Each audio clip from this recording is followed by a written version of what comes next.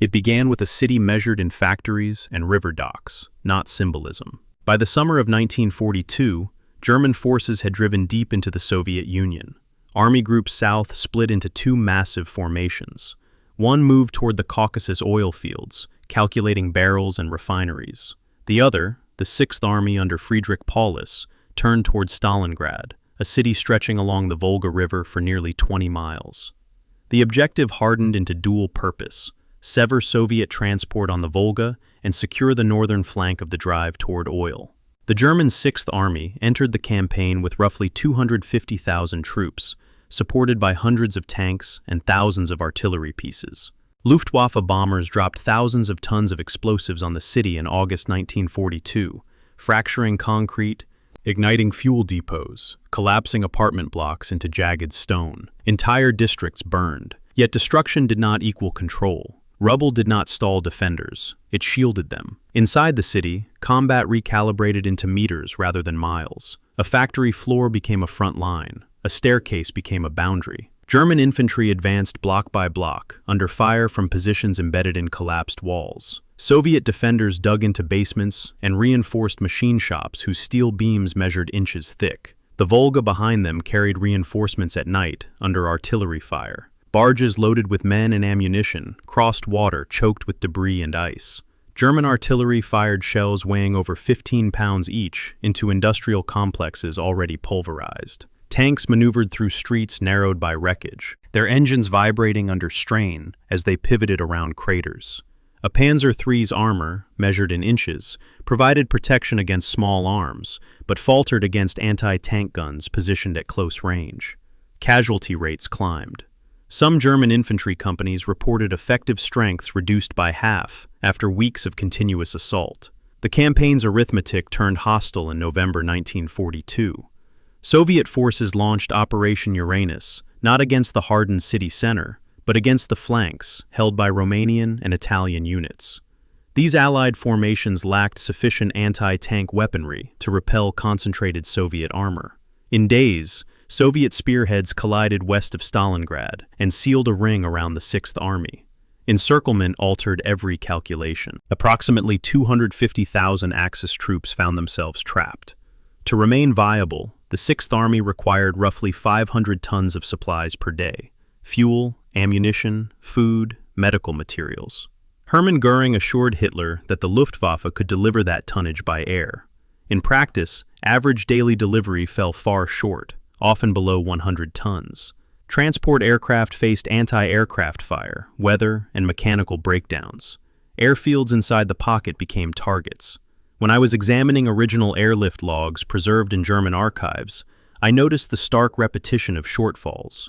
Columns of expected tonnage contrasted against actual deliveries, day after day, deficit after deficit. It was not a single failure. It was cumulative erosion. 500 tons required, 90 delivered. The difference did not argue. It starved. Winter intensified strain. Temperatures fell below -20 degrees Celsius. Engines required constant running to prevent oil from freezing. Fuel shortages forced commanders to choose between mobility and heat. Soldiers burned furniture and wooden beams for warmth. Horses were slaughtered for meat. Ammunition stocks dwindled. Medical supplies ran out. Frostbite cases multiplied alongside combat wounds. German attempts to break the encirclement from outside collided with Soviet defenses that had thickened. Relief operations advanced but stalled short of the pocket. Hitler forbade breakout attempts that might have salvaged portions of the trapped force. Orders to hold ground at all costs hardened into immobility. Inside Stalingrad's ruins, men fought for factories whose walls were reduced to skeletal frames. The Red October and barricade plants changed hands repeatedly. Artillery pounded positions at close range. Casualty figures rose into the tens of thousands. Entire regiments ceased to exist as cohesive units. By January 1943, the pocket had fractured into smaller sectors. Soviet forces compressed remaining territory. German soldiers subsisted on rations measured in grams. Ammunition per rifle dwindled. Wounded men lay in makeshift shelters without anesthesia. Paulus was promoted to field marshal in late January, a rank no German field marshal had ever surrendered at. Days later, he capitulated. Of the roughly 250,000 Axis troops encircled, fewer than 100,000 entered captivity. The rest lay dead, wounded beyond recovery, or frozen in the ruins. German losses at Stalingrad exceeded an army's worth of trained manpower and equipment. Replacement on that scale proved impossible. Germany lost the Battle of Stalingrad because it extended operational objectives beyond logistical capacity. It divided forces between oil fields and urban conquest. It underestimated Soviet reserves and industrial relocation east of the Urals. It trusted an airlift that could not meet arithmetic demands. It forbade maneuver when maneuver remained possible. Steel, fuel, and men bled away inside a perimeter that tightened daily. If you are listening now, perhaps late, perhaps letting the cadence slow your thoughts, imagine the sound that remained in those final days. Distant artillery, wind cutting through shattered walls, engines silent because fuel was gone. Not a dramatic crescendo, but a gradual thinning of noise. One position falling quiet after another. That is how Stalingrad ended for the Sixth Army. Not with a sudden flash, but with attrition, settling like snow over broken concrete. This is the entire history of why Germany lost the Battle of Stalingrad. Chapter 1. The Grease Shortage. The 14th of August, 1942. A requisition depot west of Kalach, where the Don River bends like a broken elbow. The air smelled of dust and diesel, and in a canvas tent that shuddered with each gust of wind, Oberst Hans Dietrich von Krosigk sat hunched over a stack of carbon copy forms, each one stamped with purple ink that had already begun to fade in the heat. He was requesting 47,000 liters of transmission fluid for the 6th Army's motorized units, a routine supply order, the kind filed 100 times a day across the Eastern Front. But this one came back different. Across the top, in a bureaucrat's careful handwriting, someone had written Teilweise erfüllt, partially fulfilled. 9,200 liters approved, the rest diverted. A margin note explained, Priorität Caucasus, priority, Caucasus. Von Krosigk studied that note for a long time, understanding what it meant before anyone else did. When I first encountered this requisition form in the Heeres archive in Freiburg, filed under an innocuous logistics reference number, I almost passed it by entirely. It seemed mundane, just another supply shortage in a war defined by them. But as I cross-referenced it against the 6th Army's mechanical failure reports from September and October, a pattern emerged that changed how I understood the entire Stalingrad campaign. The German defeat didn't begin in the city's rubble or in Hitler's refusal to authorize retreat. It began here, 800 kilometers to the west, in oil refineries and depot warehouses, where the arithmetic of modern war was already writing an outcome that no amount of tactical brilliance could overcome. The official histories focus on strategic decisions, on maps with sweeping arrows and dramatic encirclements. But wars are fought with machinery, and machinery requires lubricant. Without it, tanks don't roll. Without it, trucks don't move. Without it, an army becomes stationary, and a stationary army in Russia becomes a dead army.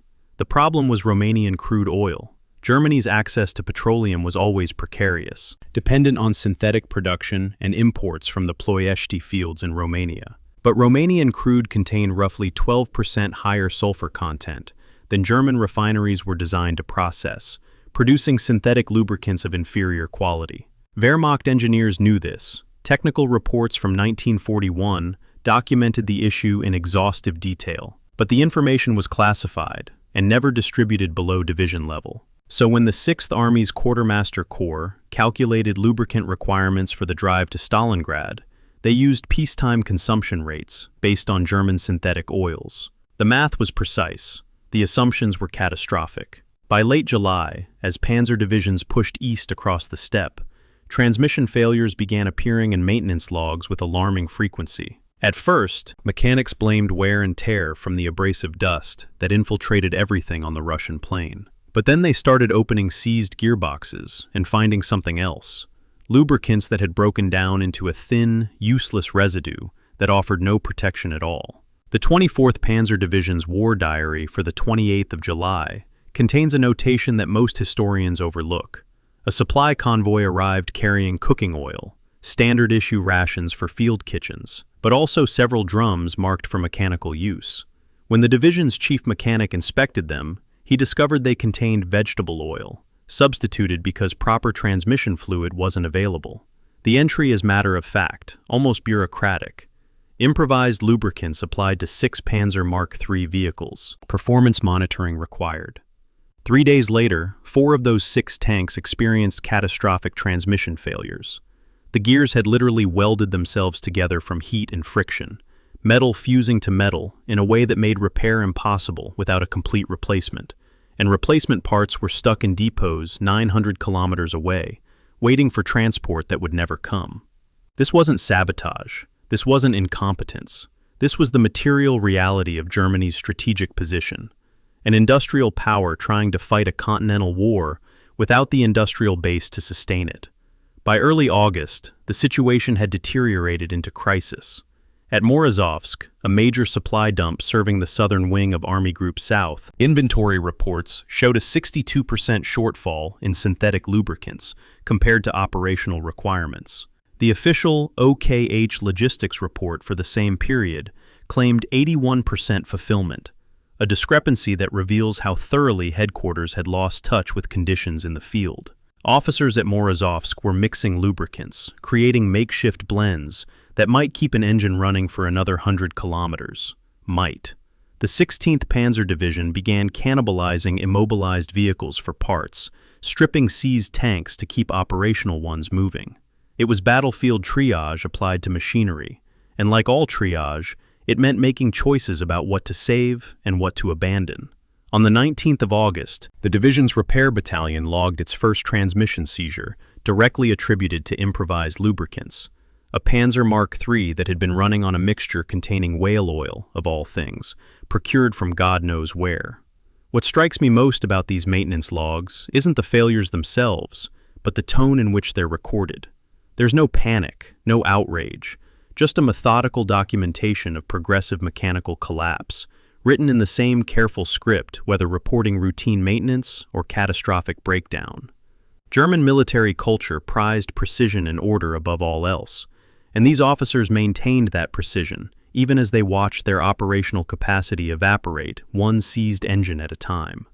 Inside Stalingrad's northern factory district, on the 2nd of September, a Soviet reconnaissance patrol discovered an abandoned Panzer Mark IV, intact except for its engine. On the hull, someone had chalked a simple notation in German, Getriebe kaputt, transmission broken. The tank hadn't been destroyed by enemy action.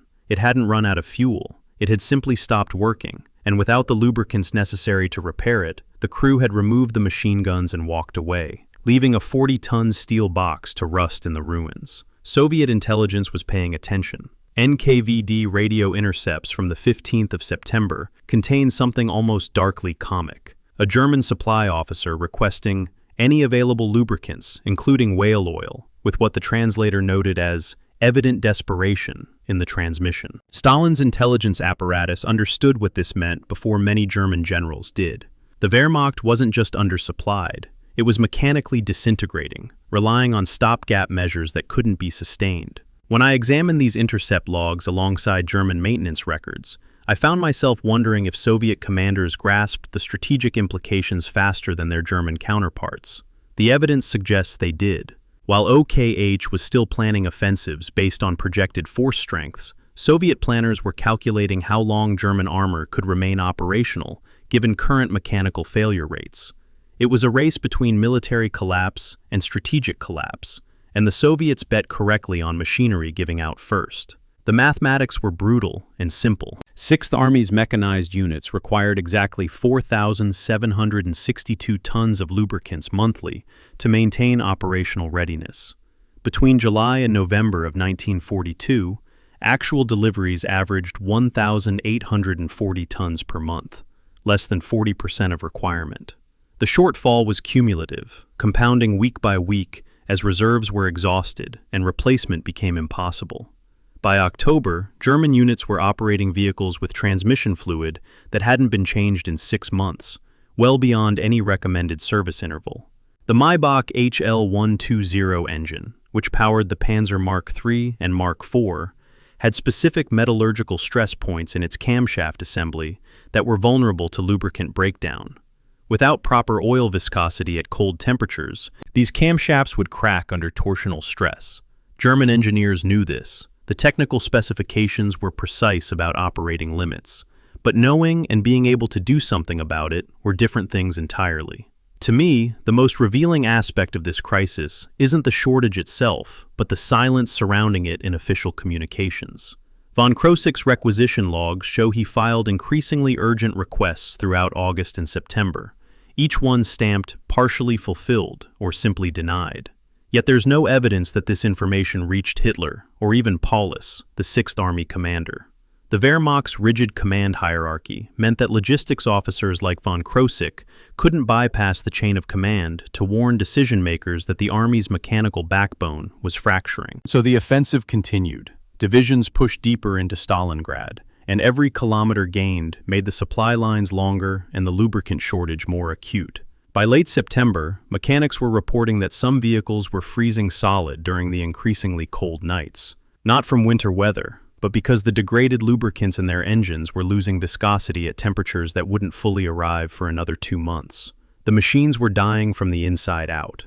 The final irony is that historians often focus on the Wehrmacht's lack of winter clothing, the soldiers' freezing in threadbare uniforms designed for temperate climates. That suffering was real and terrible. But it strikes me as revealing that while we fixate on frozen soldiers, we've largely ignored frozen tanks.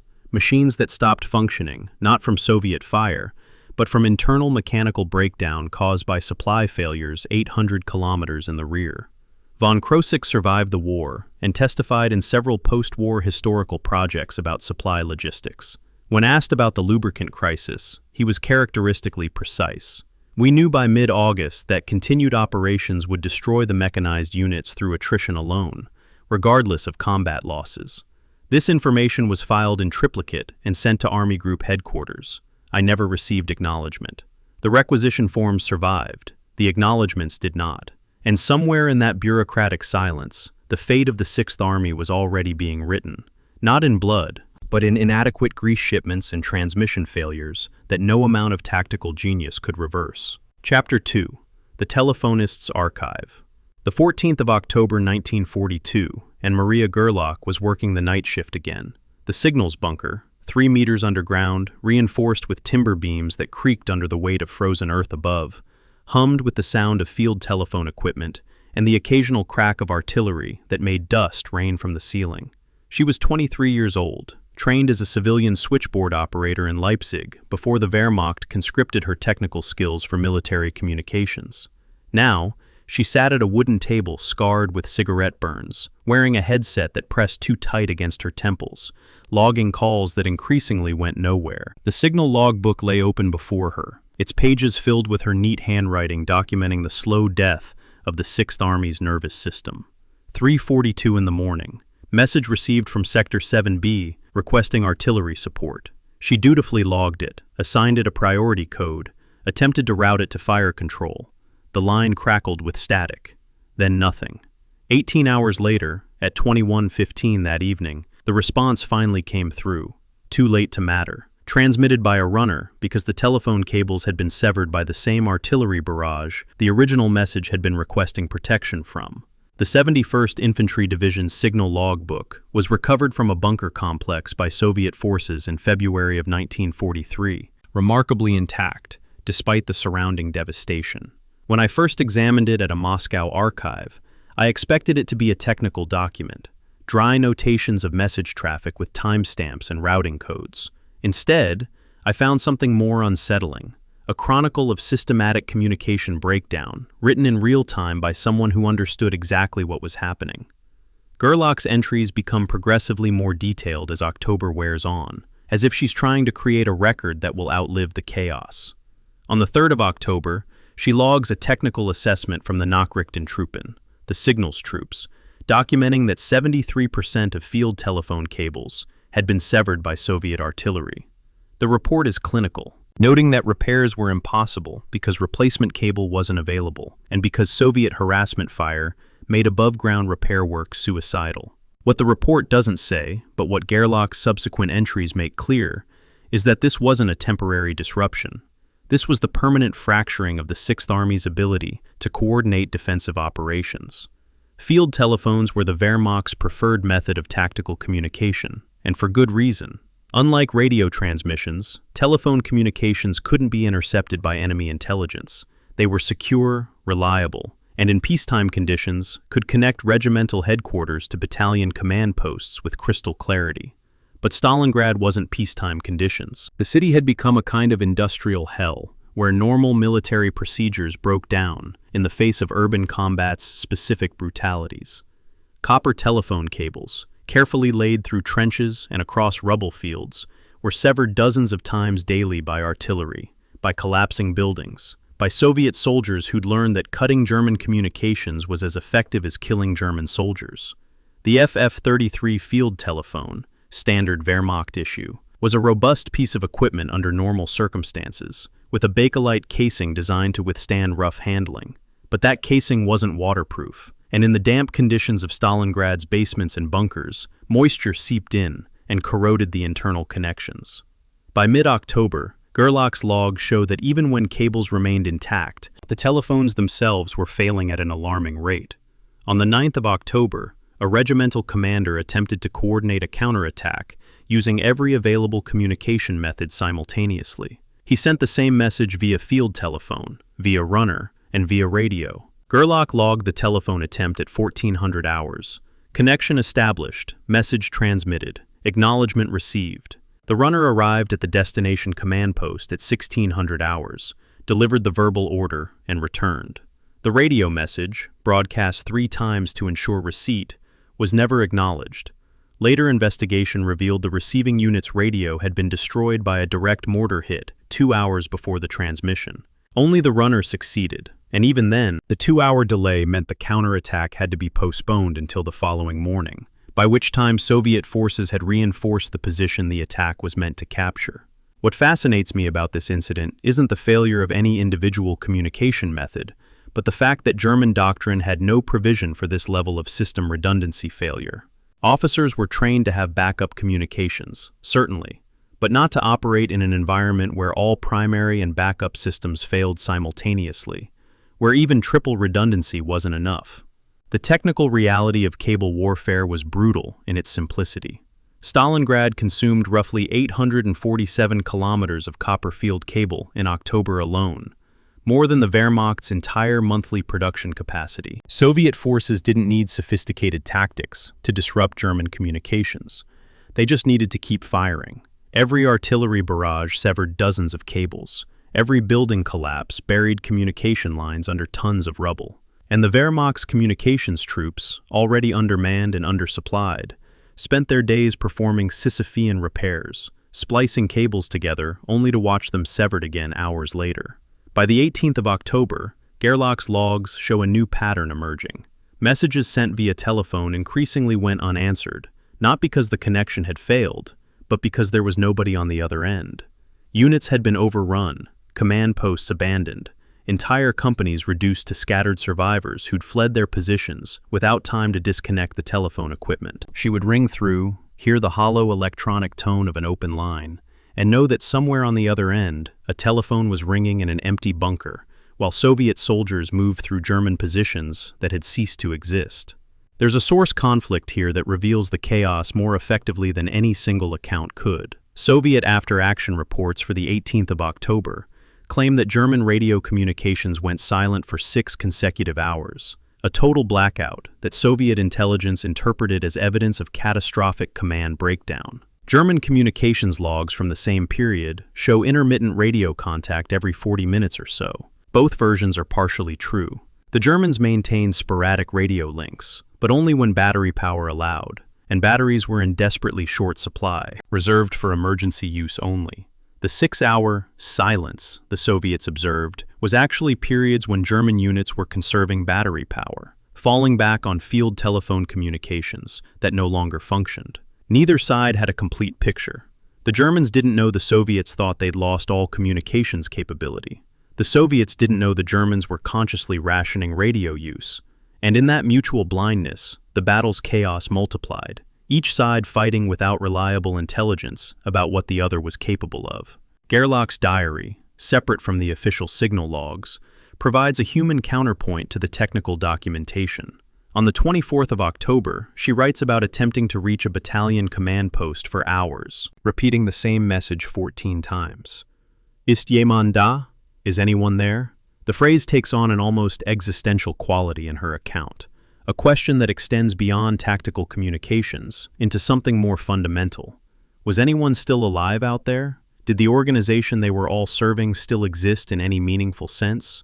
The diary entry is unusually emotional for a woman whose official logs maintained bureaucratic precision throughout. She describes the sound of static on the line as like the ocean, a comparison that suggests both distance and drowning. When connection was finally established, the voice on the other end, a young soldier whose name she didn't record, simply said, "Wir sind noch hier," we are still here, before the line went dead again. It was the last contact with that unit. Subsequent attempts to reach them failed, and post-war records indicate the battalion was overrun sometime in the early morning hours of the 25th. By early November, the 6th Army's communication infrastructure had degraded beyond any hope of restoration. On the 2nd of November, at 1620 hours, the final functional telephone line connecting divisional headquarters to Paulus's command post was severed, not by enemy action, but by a German truck accidentally driving over it during a retreat. Radio contact was restored 9 hours later, but those 9 hours left Paulus effectively deaf and mute at a moment when Soviet forces were preparing the encirclement that would trap his entire army. German military doctrine prohibited the transmission of tactical orders via radio for security reasons. Only telephone or courier were authorized for sensitive communications, which meant that during that 9-hour blackout, the 6th Army's commander couldn't issue orders even if he'd had them to give. The machinery of command had simply stopped functioning, broken down not by some dramatic, catastrophic failure, but by the accumulation of 1,000 small breakdowns that turned modern military communications into something barely more sophisticated than runners carrying messages on foot. When I examined Gerlach's handwriting across the months recorded in these logs, I noticed something that the content itself doesn't explicitly state. Her script becomes progressively smaller, more cramped, as if she's unconsciously rationing paper alongside ammunition and food. By late January of 1943, her entries occupy perhaps half the space they did in October, the letters compressed together, sometimes bleeding into illegibility. She survived the battle, was evacuated in mid-January before the final collapse, and after the war, she rarely spoke about her service. But she preserved the personal diary, and it was eventually donated to the Bundesarchiv, where it sits in a climate-controlled vault, the pages still faintly smelling of mildew and old paper. The final entry, dated the 8th of January, simply reads, "Kein Kontakt, kein Kontakt, kein Kontakt. No contact, no contact, no contact," repeated 3 times, as if repetition might somehow restore what had been lost. It didn't. The silence that followed was permanent. Chapter 3. The Tractor Works. Counted. The 7th of October, 1942, and the Stalingrad tractor plant was doing something no factory should have been capable of doing. It was building tanks while artillery shells punched holes through its roof. Inside Assembly Hall Number 3, Anastasia Volkova stood at her supervisor station, clipboard in hand, watching a T-34 medium tank take shape beneath the skeletal remains of the building's steel framework. Plaster dust from the last German bombardment coated everything: the machinery, the workers, the half-assembled vehicle itself, giving the scene a ghostly, monochromatic quality. The production manifest she held bore the number 4417B, listing serial numbers STZ-892 through STZ-906. 14 tanks scheduled for completion that day. A grease-stained thumbprint obscured the signature line where she was supposed to sign off on quality control. On the reverse side, someone had scrawled a handwritten note in Russian, STZ-901, destroyed before paint dried. She'd witnessed it herself, the tank rolling off the assembly line at 0930 hours, driving straight toward the front lines 300 meters away, and being knocked out by a German anti-tank gun at 0948. 18 minutes of operational life. The hull was still warm when Soviet recovery crews photographed it for intelligence assessment. This is where the standard narrative of Stalingrad breaks down, where the myth of Soviet industrial evacuation collides with the reality of production under siege. Most histories emphasize how the Soviet Union moved entire factories eastward in 1941, relocating industrial capacity beyond German reach. That's true, but incomplete. What those histories often miss is that some factories never stopped operating. that Stalingrad tractor plant continued manufacturing armored vehicles, even as German soldiers fought their way into the building complex. When I first encountered Soviet production records showing 478 tanks completed inside Stalingrad between the 1st of September and the 19th of November, 1942, I assumed it was propaganda, inflated numbers meant to boost morale. But then I cross-referenced these figures against German intelligence reports, unit contact summaries, and photographic evidence, and the numbers held up. The tractor plant wasn't just supplying the defense, it was the defense, producing weapons faster than the Germans could destroy them. The production modifications were as brutal as they were effective. On the 27th of September, a meeting of plant managers and Red Army liaison officers resulted in a decision that would fundamentally alter how Soviet tanks were manufactured. Eliminate all non-essential components to increase daily output from 3 tanks to 7. What constituted non-essential tells you everything about the desperation of the situation. Radios, removed. Internal paint, eliminated. Periscope mounts, simplified. Even some armor plating was reduced below specification, where engineers calculated it wouldn't compromise survivability against German weapons. The T-34 had always been a relatively simple design compared to German tanks, but now it became stripped down to its absolute essence. A diesel engine, a gun, and enough steel to protect the crew long enough to engage the enemy. Quality control, in the traditional sense, became meaningless. Volkova's inspections no longer checked for paint adhesion or weld aesthetics. She verified that the gun could traverse, the engine could start, and the tracks could turn. If yes, the tank was combat ready. If no, fix it and try again. The photography from this period is extraordinary in what it reveals. A German aerial reconnaissance image from the 15th of September shows the tractor plant from above. Parts of the roof collapsed, craters pockmarking the surrounding area. But if you look closely, and I spent hours with magnified copies at the Bundesarchive, you can see vehicle tracks leading from the assembly halls directly to the fortified positions along the Volga riverbank. The Germans were bombing an active production facility, not an abandoned ruin. Soviet workers had adapted by moving production schedules to nighttime, when Luftwaffe activity decreased, using blackout procedures that hid the sparks from welding torches and the glow from blast furnaces. The plant operated on a 24-hour rotation, with day shifts focusing on assembly and night shifts on final welding and testing. When German artillery made daylight work impossible, production simply shifted hours. When entire assembly halls became untenable, production moved to basements and reinforced sections. The factory metastasized throughout its own ruins, finding ways to function in conditions that should have made industrial production impossible. There's a source conflict in the records from early October that fascinates me, precisely because it demonstrates the fog of war in real time. Soviet production manifests claim 12 tanks completed on the 3rd of October. German aerial reconnaissance photographs from the same day count only 8 vehicles in the plant compound. The discrepancy isn't evidence of Soviet exaggeration. It's evidence that 4 tanks had already departed for the front lines before the photo run, driven straight from assembly into combat without passing through any kind of staging area. Traditional military logistics involved production, storage, distribution, and deployment as distinct phases. Stalingrad collapsed all those phases into a single continuous motion. Tanks weren't stockpiled, they were consumed. The moment a vehicle could move under its own power, it became part of the defense. This created a bizarre situation where German intelligence consistently underestimated Soviet armor strength because they were counting static vehicles, while Soviet tanks were in constant motion between factory and battlefield. The speed of this production to combat pipeline produced some surreal statistics. Tank serial number STZ-923 was documented as completing assembly at 14 hours and 40 minutes on the 15th of October. A German combat photograph, authenticated post-war through careful analysis of shadows and terrain features, shows the same vehicle, identifiable by its serial number stenciled on the turret, knocked out and burning at 14 hours and 55 minutes. 15 minutes of combat life. The tank had traveled exactly 340 meters from the factory floor to its destruction. Its gun had fired exactly 0 rounds. German examination of the wreck found the main armament still had its bore preservative, suggesting it hadn't even been test-fired before deployment.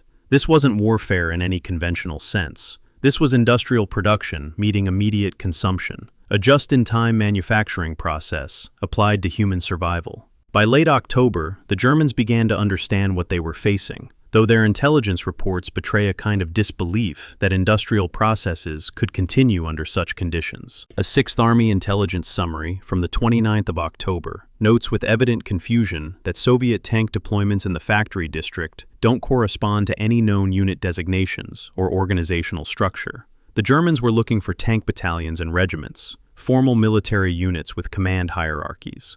What they were actually fighting were ad hoc collections of vehicles crewed by factory workers, some of whom had no formal military training at all, operating tanks that bore serial numbers instead of unit markings. The last documented tank produced inside the plant before its final evacuation was STZ-1104, completed on the 29th of October. It had no turret, it had no main gun. It had a painted plywood mock-up of a gun mounted where the real weapon should have been. And it was driven into defensive positions anyway, used as a decoy to draw German fire away from actual combat vehicles. Even the fake tanks were part of the system. What strikes me most profoundly about the tractor plant's operations isn't the heroism, though there was plenty of that, but the mathematical efficiency with which Soviet planners weaponized industrial capacity. They understood something fundamental that German commanders didn't. In total war, the factory is the battlefield, and production capacity is firepower. Every tank completed inside Stalingrad was a tank that didn't need to cross the Volga, didn't consume shipping capacity, didn't require the logistical infrastructure that was already stretched beyond breaking. The Germans could destroy Soviet tanks faster than the Soviets could ship them across the river, but they couldn't destroy them faster than the factory could build them, 300 meters from the front line. The production rate of 7 tanks daily versus German destruction rates created a kind of industrial equilibrium where Soviet armor strength remained relatively constant despite catastrophic losses. It was a war of attrition, where one side had access to infinite reinforcement because the reinforcement factory was inside the siege perimeter. The human cost of this production miracle rarely appears in the statistics, but Volkova's personal notes, preserved because she survived the war and donated her papers to a local museum, provide glimpses of what this meant for the workers. Her October reports show 0 sick days logged for the entire workforce, not because everyone was healthy, but because the factory had become safer than the city outside its walls. Workers slept in the basements, ate at makeshift canteens supplied by military rations, and rarely left the complex. The production line became a kind of refuge, a place where purpose and survival aligned. When the plant was finally evacuated in early November, many workers reportedly wept, not from relief at escaping danger, but from sorrow at abandoning the machinery they'd kept running against all probability. The final production tally: 478 armored vehicles manufactured inside a besieged city, under constant bombardment, by a workforce that had every reason to flee, but chose to stay and build tanks instead. The Germans never detected this production. Their intelligence summaries continued to assume all Soviet armor crossed the Volga from the eastern bank, a misconception that cost them accurate assessments of enemy strength throughout the battle. German post-war analyses of Stalingrad rarely mention the tractor plant's continued operations, a silence that speaks volumes about how completely this aspect of the battle was misunderstood. When they thought about Soviet industrial capacity, they thought about Ural's factories, safely beyond bomber range, not production facilities inside the combat zone. That blind spot, the inability to imagine industrial processes continuing under combat conditions, may have been as significant as any tactical mistake. Because while German planners were calculating how to interdict Soviet supply lines across the Volga, Soviet workers were building the supplies inside the perimeter those supply lines were supposed to be sustaining. It was a fundamental inversion of logistical expectations, and by the time German intelligence understood what was happening, it was far too late to matter. The factory had already won its private war, one 7-tank production shift at a time. Chapter 4: The Frozen Watch. The 19th of November, 1942, 0600 hours, Potomnik Airfield, where the morning felt like breathing through broken glass. Unteroffizier Klaus Becker stood outside the weather observation station, a plywood shack that shuddered in the wind, taking the morning readings with fingers that had already lost sensation despite his gloves. The thermometer read -22 degrees Celsius. Wind from the northeast at 34 kilometers per hour. Visibility limited by ground fog that rolled across the frozen steppe like something alive. He recorded these observations in the standard meteorological log with careful precision, his handwriting cramped from cold, and added a notation in the margin that wouldn't appear in any official weather summary. Ölfilter einfrieren. Oil filters freezing. The page bears water damage, not from snow, but from the condensation of his own breath as he bent over the logbook, moisture freezing instantly on the paper, and later melting in the relative warmth of the station's interior. He submitted his 7-day forecast, predicting severe cold to the Luftwaffe Meteorological Service, filed in triplicate as regulations required. There's no record of anyone reading it. The Wehrmacht's relationship with weather intelligence represents one of those institutional failures that seems obvious in retrospect, but was invisible to participants at the time. Becker wasn't some provincial amateur struggling with outdated equipment. He'd been trained at the Meteorological Service School in Berlin, understood atmospheric dynamics, could read pressure gradients, and predict frontal movements with reasonable accuracy. His November 12th forecast specifically predicted severe cold arriving between the 17th and 19th, temperatures dropping below -20 Celsius, conditions that would severely impact mechanical operations. The forecast went to Luftwaffe headquarters, was logged and filed, and disappeared into the vast bureaucratic machinery of German military administration without generating any apparent response. When I was researching communication flows between field observation units and operational commands, I found dozens of these meteorological reports, each one precisely formatted, each one predicting what was about to happen, each one apparently unread by anyone with authority to act on the information.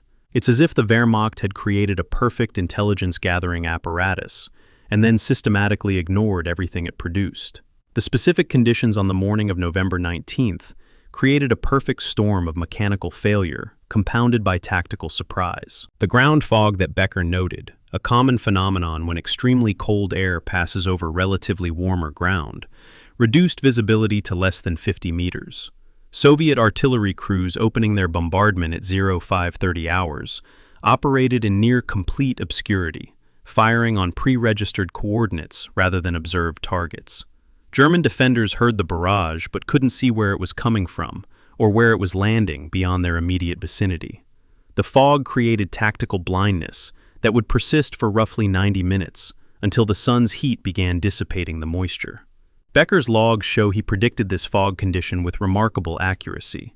His November 18th evening forecast specifically noted Bodennebel wahrscheinlich bei Sonnenaufgang, ground fog probable at sunrise. That prediction, had it reached tactical commanders, might have prompted increased alert status or repositioning of forces. Instead, it sat in a weather file at an airfield headquarters where nobody thought to connect meteorological data with operational security. But the fog was secondary to the cold's mechanical effects that Becker had documented in increasingly urgent language throughout November. German vehicles, tanks, trucks, armored cars, used gasoline engines almost exclusively, while Soviet armor relied on diesel. This wasn't an arbitrary design choice, but a fundamental difference in fuel availability and industrial capacity. What it meant at -22 degrees Celsius was catastrophic asymmetry. Gasoline engines require electrical ignition via spark plugs, a system that fails at extreme cold when battery power drops and lubricants thicken. Diesel engines use compression ignition and glow plugs, a more robust system in freezing conditions. When German maintenance crews attempted to start their vehicles on the morning of November 19th, they discovered what Becker's oil filter notation had predicted. The machines simply wouldn't respond.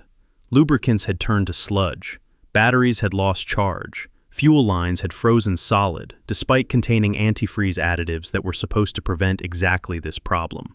The contrast with Soviet mechanical performance is statistically stark and operationally decisive. German maintenance logs from November 19th through 22nd show 1,247 vehicles immobilized by cold-related failures in the first 72 hours of Operation Uranus, the Soviet counteroffensive that would encircle Stalingrad. Soviet maintenance reports for the same period show 341 vehicles experiencing cold weather problems, a ratio of roughly 3.66 German failures for every Soviet one. This wasn't because Soviet maintenance was superior or because Soviet equipment was better engineered. It was physics and chemistry. Diesel fuel doesn't freeze as readily as gasoline. Diesel engines produce more heat through compression, making them easier to restart after cold soaking. And critically, Soviet T-34 tanks had wider tracks, 500 millimeters compared to German tanks' 300 millimeters, which distributed weight more effectively across frozen ground, preventing the track braking that immobilized German armor in conditions where the ground surface had frozen harder than the metal trying to traverse it. Becker's diary from this period, separate from his official logs, reveals a man watching catastrophe unfold with the peculiar helplessness of someone who predicted it accurately, but lacked the authority to prevent it. His November 22nd entry describes watching Soviet tanks advance through positions where German armor sat immobilized, crews frantically trying to start engines that wouldn't turn over. "They're not fighting a battle," he writes. "They're fighting their own equipment, and the equipment is winning." What fascinates me about Becker's perspective is his complete absence of surprise. He'd known this would happen. The math was simple. Temperatures below -20 Celsius, German vehicles not winterized. Result predictable. Yet his knowledge changed nothing, because knowledge without institutional channels to translate it into action might as well be ignorance. The German army possessed detailed winter warfare manuals developed from bitter experience during the 1941-42 winter outside Moscow. These manuals specified winterization procedures, engine preheating systems, cold weather lubricants, battery warming protocols. The manuals existed in pristine condition, classified secret, and distributed to division-level headquarters, where they remained unread by the battalion and company commanders who would actually need to implement their recommendations. This classification decision, treating cold weather preparedness as sensitive information rather than essential knowledge, may have killed more German soldiers than any Soviet action. Unit-level mechanics didn't know proper winterization procedures existed because nobody had told them, and the institutional culture that prized information control over information distribution meant that expertise couldn't flow to where it was needed. Becker noted temperatures hourly throughout November 19th, watching them rise slightly, -22 at 0600, -18 by 0900. That 4-degree rise was what finally allowed Soviet tanks to maneuver, while German vehicles remained frozen.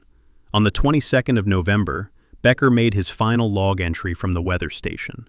Soviet forces were 3 kilometers away, close enough that he could hear tank engines, a sound he'd become grimly expert at identifying. The temperature had stabilized at -19 Celsius, cold enough to maintain German mechanical paralysis, but not so cold that Soviet diesel engines experienced significant degradation. His final notation reads simply, "Wetterstation wird evakuiert. Letzte Temperatur, -19 degrees Celsius." Weather station being evacuated. Final temperature, -19 Celsius.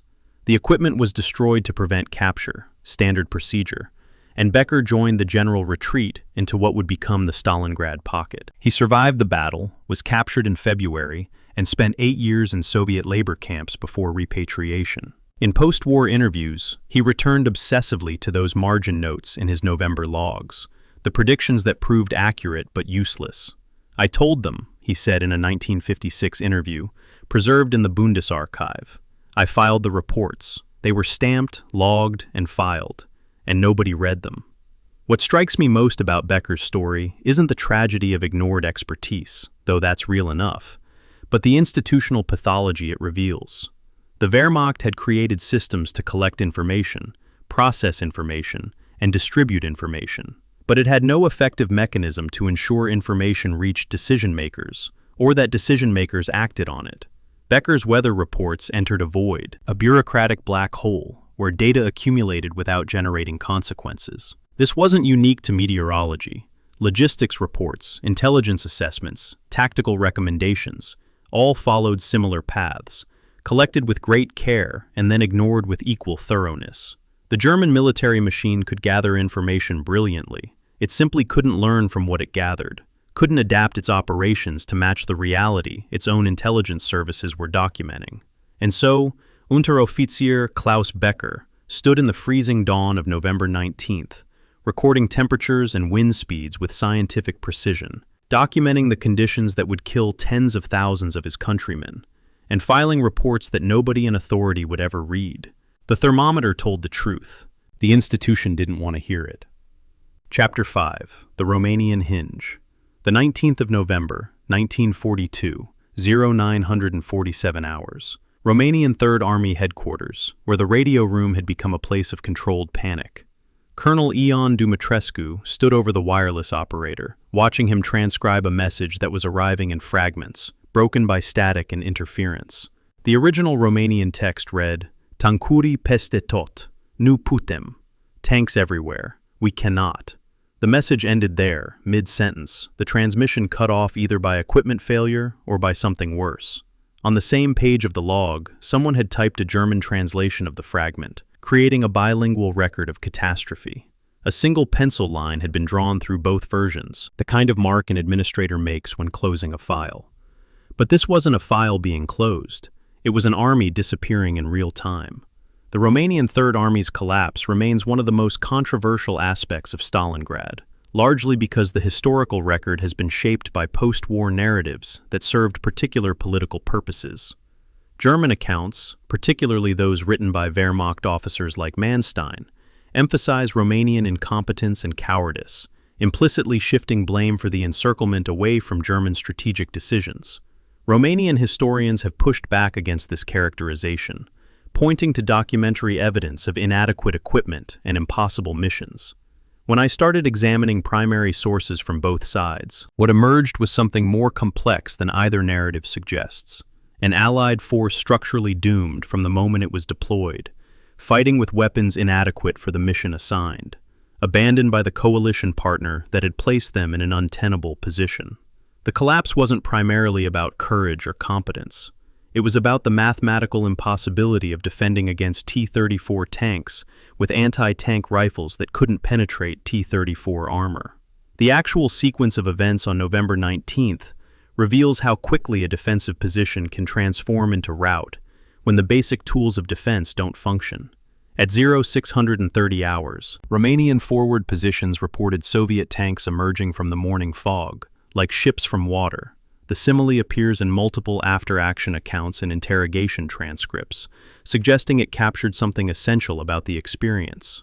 For many Romanian soldiers, this was their first encounter with T-34 tanks, and the visual impact of these low-slung, sloped armor vehicles appearing suddenly from obscurity created immediate psychological shock. The standard Romanian anti-tank weapon was the Czech-manufactured VZ-37 anti-tank rifle, a bolt-action weapon that could penetrate 15 millimeters of armor at 300 meters under ideal conditions. T-34 frontal armor was 45 millimeters. The mathematical impossibility of the situation was absolute. Romanian soldiers were being asked to stop tanks with weapons that, by basic physics, could not damage those tanks. At 0815 hours, Dumitrescu received conflicting orders that capture the coalition warfare's structural dysfunction. German 6th Army headquarters ordered Romanian units to hold position at all costs, standard defensive doctrine. Romanian 3rd Army headquarters, in simultaneous communication with their own high command, authorized tactical retreat to preserve forces. Dumitrescu found himself with two contradictory orders from two different chains of command, each one theoretically legitimate, neither one reconcilable with the other. His post-war memoir, published in Romania in 1967, describes this as the moment he understood the alliance was hollow. We were expected to die for positions the Germans considered expendable, using weapons everyone knew were inadequate, following orders that reflected no concern for Romanian survival. He chose retreat, authorized his units to fall back, and in doing so probably saved thousands of lives, while creating a gap in the defensive line that Soviet armor exploited with devastating efficiency. The collapse accelerated with shocking speed. At 0920 hours, Romanian artillery positions reported being overrun by Soviet tanks. The after-action documentation shows something extraordinary. Gun crews abandoned 76mm artillery pieces that were fully stocked with ammunition and mechanically functional. German reports called this cowardice. Romanian accounts tell a different story. The artillery pieces had armor-piercing rounds, yes, but they'd been given shrapnel rounds instead, high-explosive shells designed for infantry suppression, not tank destruction. When the first T-34s approached, crews realized their ammunition was useless against armor. Some crews attempted to engage anyway, scoring direct hits that did nothing but scarify paint. Others made the rational calculation that operating useless weapons while Soviet tanks closed distance was suicide without purpose. They abandoned their positions and fled. This wasn't moral failure. This was the correct tactical response to an impossible situation created by supply decisions made hundreds of kilometers away by people who would never face the consequences of their choices. By 1100 hours, the disintegration had reached catastrophic proportions. Dumitrescu's driver, who survived the war and gave multiple interviews in the 1980s, recalled the colonel weeping in the staff car, repeating, "Nu am avut încotro," we had no choice. The phrase appears in several Romanian accounts from this period, a kind of collective recognition that what was happening wasn't really a military defeat, but the inevitable consequence of structural impossibility. At 1600 hours, German liaison officers submitted a report documenting that Romanian Third Army has ceased to exist as a fighting formation. The casualty statistics tell a strange story.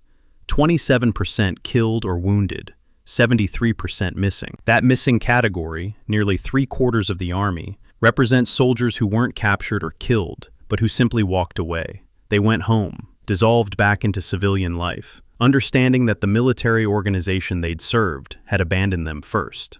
The numbers are stark and damning. Romanian Third Army fielded 11,211 soldiers at dawn on November 19th. By sunset, German command could locate 1,340, a disappearance of 9,871 men in 10 hours. This wasn't a battle. This was an organizational dissolution, a military unit ceasing to be a military unit and becoming instead a collection of individuals making rational decisions about survival. When I examined German operational maps from this period, I found something telling.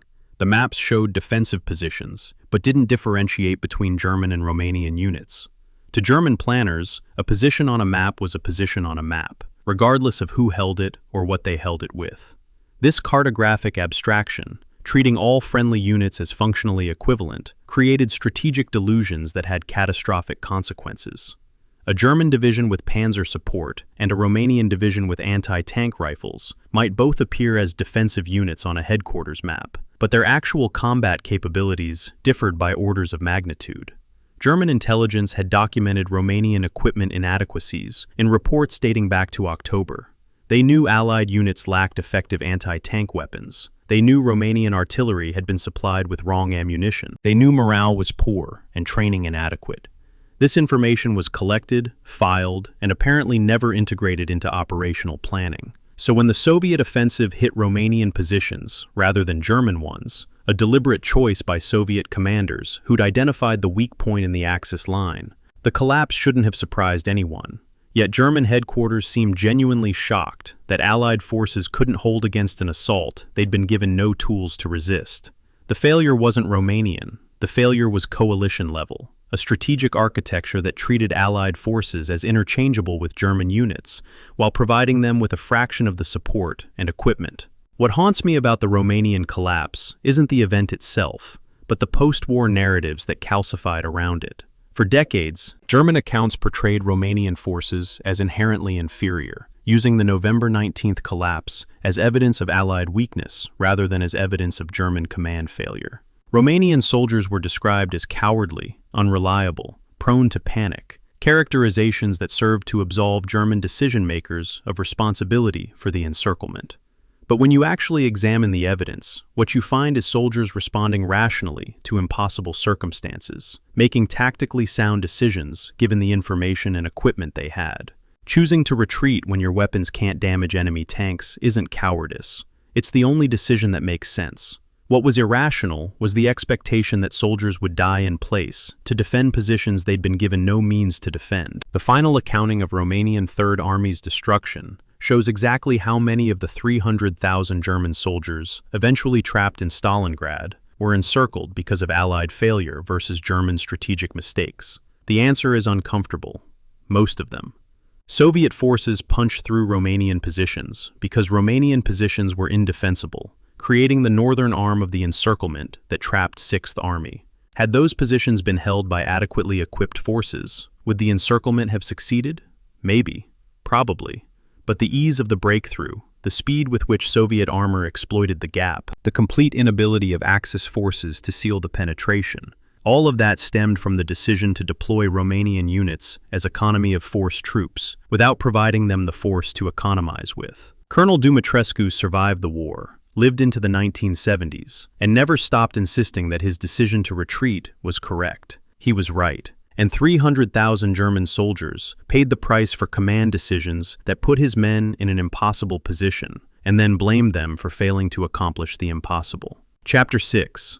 The Kessel's Arithmetic. The 24th of November, 1942, and Major Wilhelm Adam was doing mathematics that felt like composing a death warrant. He sat in a basement room that served as 6th Army Logistics Headquarters, illuminated by a single electric bulb that swayed slightly whenever artillery shook the building above. On the reverse of a requisition form, paper being too precious to waste on preliminary calculations, he'd written out the fundamental arithmetic of the encirclement. 327,000 men, multiplied by 0.75 kilograms of daily food ration, equals 245,250 kilograms required daily.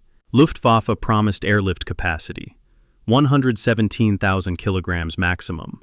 Deficit, 128,250 kilograms. Below these figures, he'd written a single word and underlined it twice. Unmöglich. Impossible. A coffee ring stained the corner of the page. Actual coffee, not ersatz, from what must have been among the last real coffee in Stalingrad. The stain would survive in the archive long after the men those calculations condemned to death. The Stalingrad pocket, the Kessel, as German soldiers came to call it, using the word for cauldron, wasn't sustainable from the moment it formed. This wasn't a retrospective judgment made with hindsight's luxury. It was mathematical reality, evident to anyone with access to basic supply data and a functional understanding of multiplication. Yet somehow, this arithmetic never generated the decision it logically demanded: immediate breakout or surrender. When I first examined Adam's war diary, published in 1955, a decade after the war ended, I was struck by how early he understood the pocket's mathematics. His November 23rd entry, written the day after the encirclement completed, already contains calculations showing the pocket cannot be sustained. Every subsequent entry builds on this foundation, tracking the widening gap between what soldiers need and what arrives, documenting slow death by subtraction. The first airlift delivery estimates arrived from the Luftwaffe on November 23rd, and they revealed either spectacular optimism or criminal dishonesty. 300 tons daily promised. Adam's calculations, based on Wehrmacht regulation nutritional requirements for troops in active winter operations, showed 600 tons minimum necessary. The promised deliveries weren't even close. They were off by 50%, and that was assuming the Luftwaffe could actually deliver what they promised, which subsequent events would prove they couldn't. On November 28th, the first ration reduction order went out. Daily bread reduced from 600 grams to 400 grams per man. Adam noted in his diary that this reduction brought daily requirement down to 490 tons. Still insufficient, still unsustainable, but perhaps survivable for a short period if relief arrived quickly. Relief didn't arrive quickly. Relief didn't arrive at all. By December 7th, the arithmetic had become visceral. Meat reserves, calculated at current consumption rates, 8 days remaining. The official 6th Army supply report claimed 12 days, a discrepancy that Adam's diary explains with bitter precision. Official count includes horse carcasses not yet butchered. The difference between 8 and 12 days was the gap between horses still alive and horses reduced to their meat weight, animals that were simultaneously transportation assets and mobile food reserves. As those horses were slaughtered, and they were being slaughtered systematically, with careful record-keeping that tracked each animal's conversion from transport to nutrition, the pocket's mobility decreased proportionally. Every horse eaten was one fewer vehicle that could move, one more artillery piece that had to be abandoned when positions shifted. The Germans were literally consuming their own logistical capacity to survive another week, eating their ability to maneuver one animal at a time. On December 19th, Adam conducted a horse census, a surreal bureaucratic exercise in a city where men were dying daily from malnutrition. 19,743 horses still alive. At 80 kilograms of edible meat per horse, this represented 1,579 tons of protein, equivalent to 13.4 days of meat rations at current reduced levels. Adam wrote out these calculations in his diary, with the same precise handwriting he'd used for peacetime logistics, as if exactitude could somehow master the horror of what the numbers meant. The horses were being cataloged like any other supply stock, their living bodies already converted in the ledgers to kilograms of consumable protein.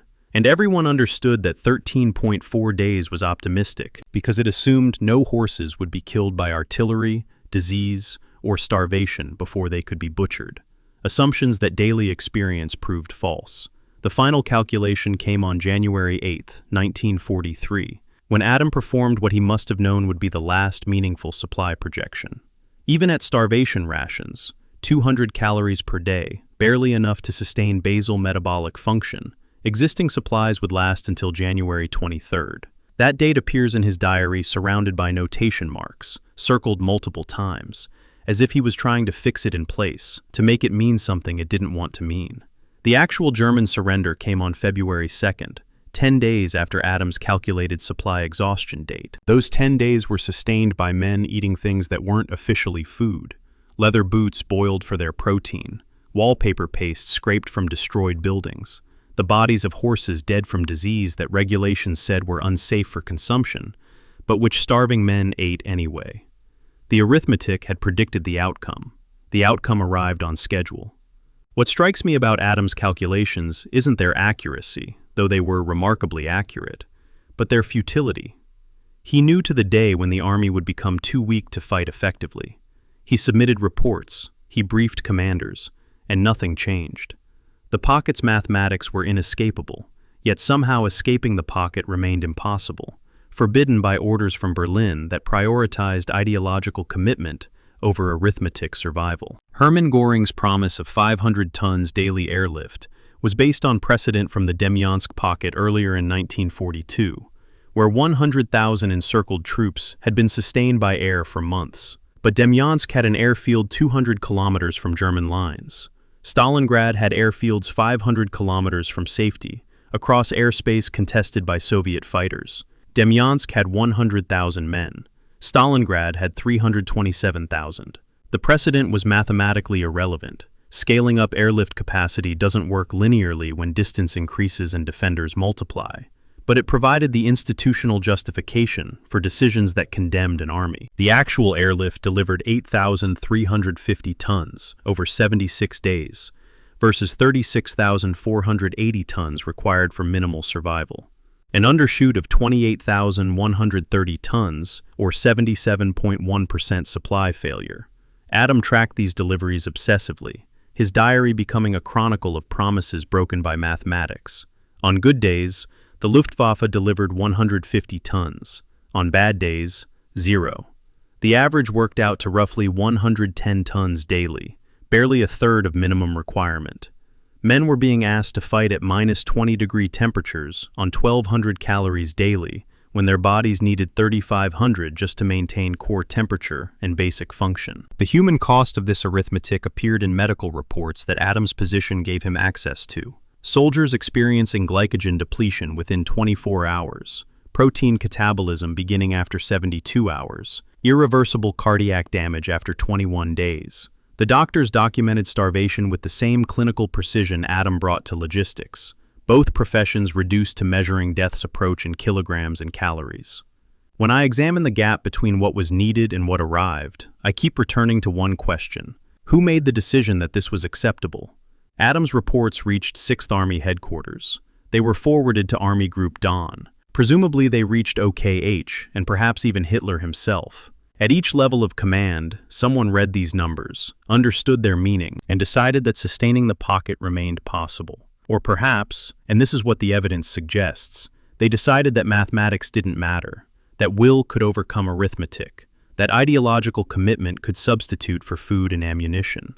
This wasn't stupidity. This was something more dangerous, the belief that reality could be commanded into different shapes through sufficiently forceful denial of material facts.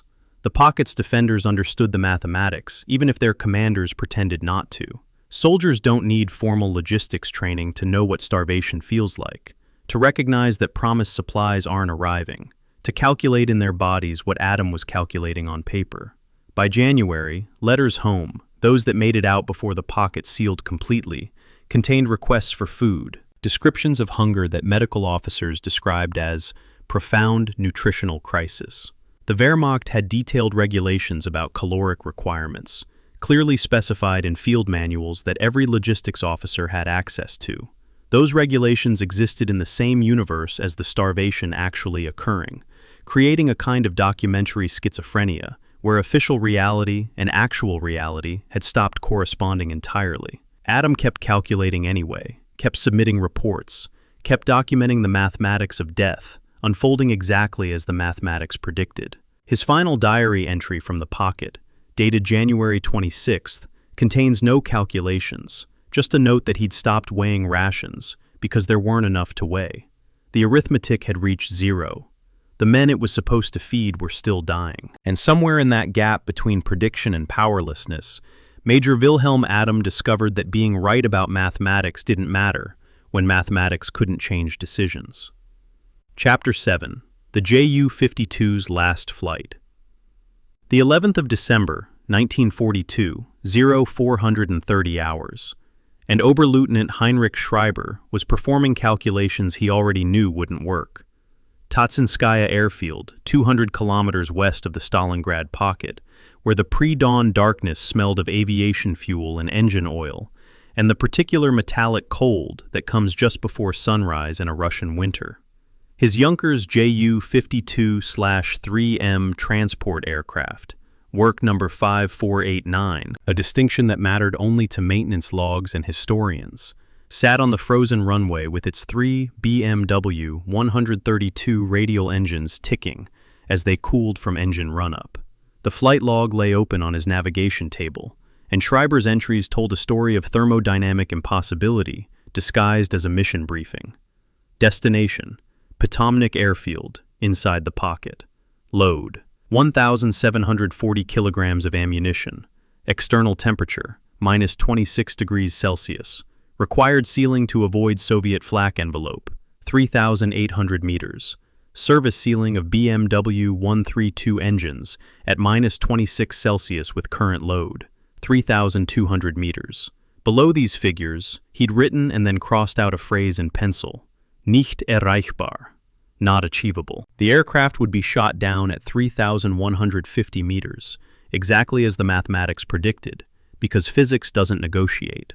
The Ju-52 was a remarkable aircraft in many ways: robust, reliable, capable of operating from primitive airfields under conditions that would ground more sophisticated planes. But it was fundamentally a peacetime design, a civilian transport pressed into military service, and its performance envelope had hard limits that enthusiasm couldn't overcome. When I started researching the Stalingrad airlift, I expected to find evidence of heroic improvisation, of pilots pushing their aircraft beyond normal limits through skill and determination. What I found instead was something more troubling: detailed technical documentation showing that German pilots and ground crews understood from the beginning that the airlift mission profile violated basic aircraft performance parameters. The Ju-52's BMW 132 radial engines produced maximum power at sea level in temperate conditions.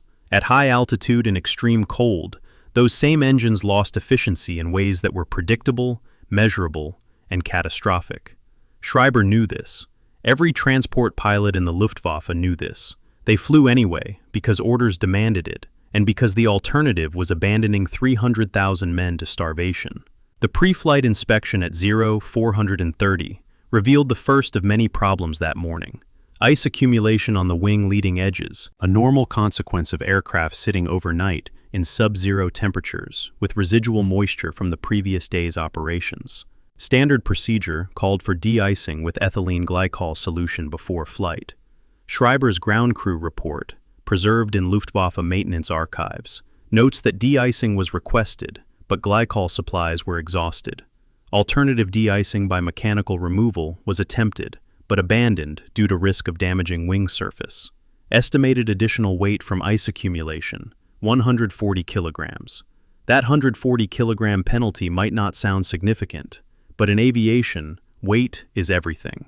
Every kilogram of ice was 1 kilogram of cargo capacity lost. 1 kilogram reducing climb performance. 1 kilogram, making the difference between reaching safe altitude and flying through the flak zone, where Soviet anti-aircraft batteries waited. The ground crew chief signed off on the aircraft as flight-ready anyway, because regulations had stopped meaning anything beyond basic engine function. If the engines started, the aircraft was considered flyable, regardless of ice load or performance degradation. Takeoff came at 0615 hours, with the first gray light appearing on the eastern horizon. Schreiber's flight log documents initial climb rate of 2.1 meters per second, below the calculated 2.8 meters per second necessary to reach safe altitude before entering the Soviet interception zone. The discrepancy wasn't surprising, given the ice load and extreme cold, but it meant the flight profile was already doomed before the aircraft had cleared the airfield traffic pattern. The Ju-52 climbed laboriously, the BMW 132 engines laboring in air too cold and too thin, burning fuel at rates higher than normal because the mixture ratios that worked in temperate conditions produced incomplete combustion in extreme cold. Carburetor icing was a constant threat. Despite the engine's carburetor heating systems, moisture in the fuel-air mixture would freeze on the carburetor throat, restricting airflow and reducing power. Pilots learned to recognize the symptoms: rough running, power loss, the particular shudder that indicated ice was forming faster than the heating system could clear it.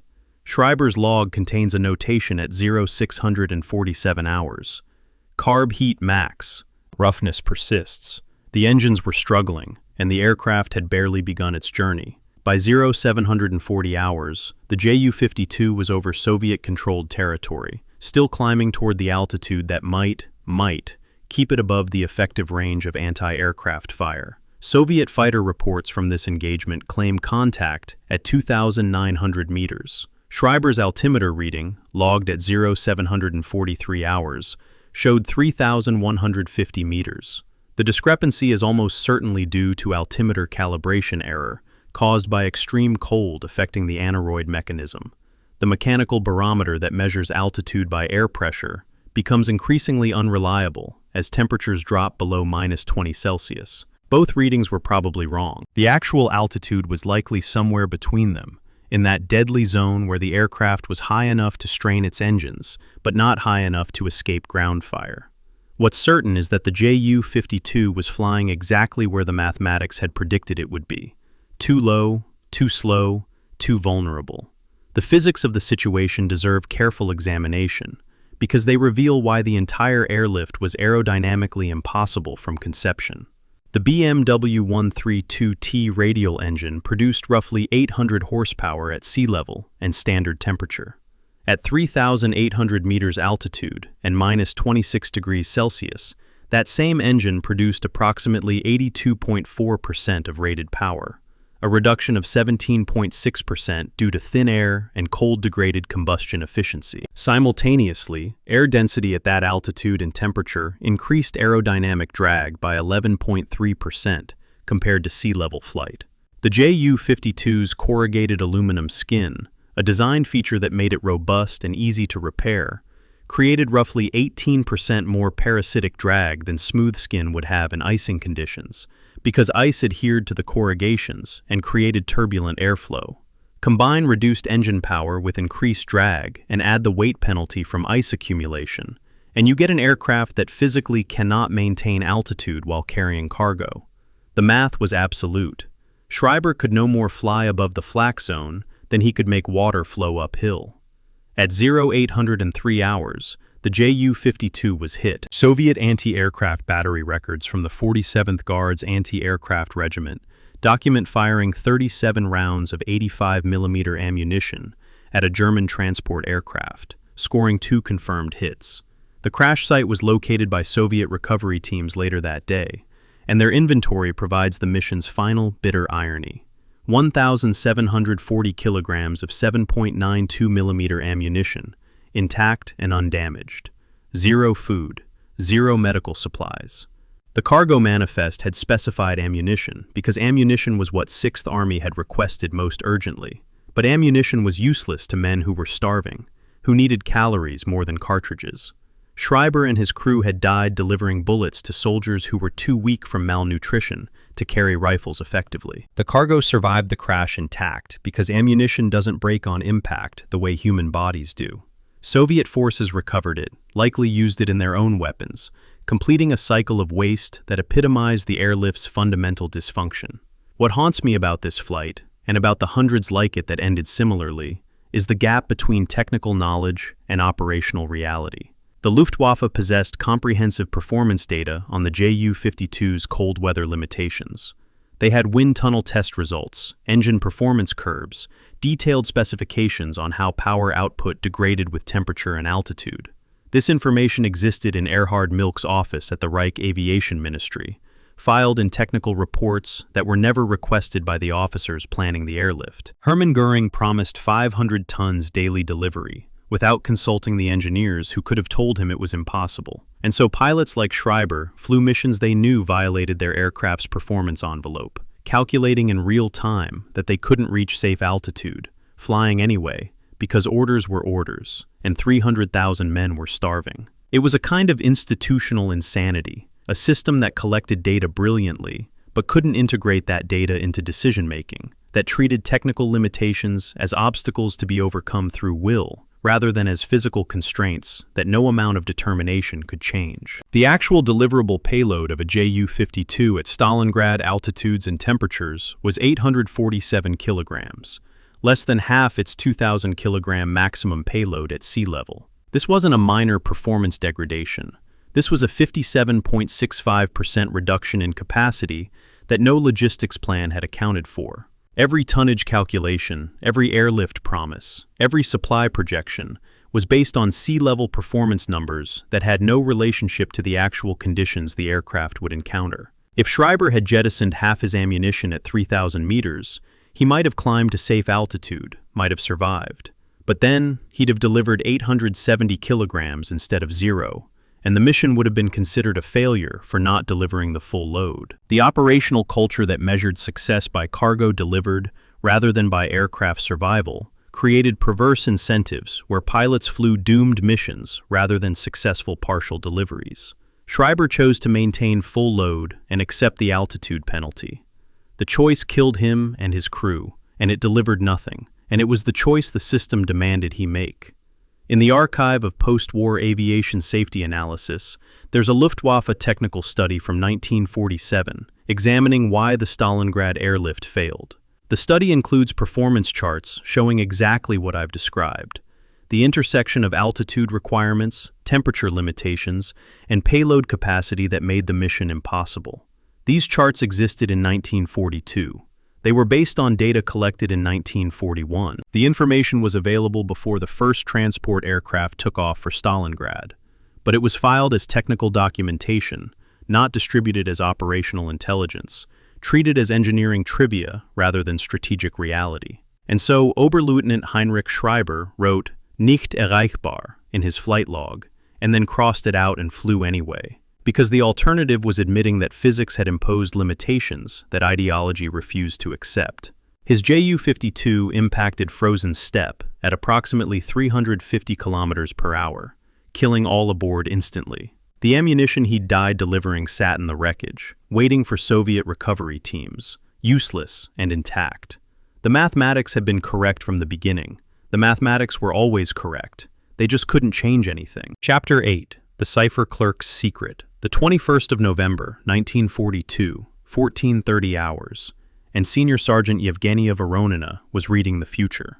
The cipher room at Stalingrad Front Headquarters, a basement chamber that smelled of paper and electrical equipment and the stale air of a space that hadn't been properly ventilated in weeks, contained 3 mechanical cipher machines, 2 radio receivers, and Voronina's desk, where decoded German transmissions accumulated in neat stacks, organized by priority and originating unit.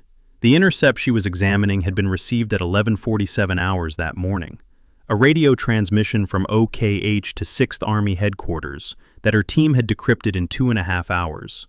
Fast work, but not unusually fast. German signal security had degraded significantly since the summer, desperation making commanders careless about cipher discipline.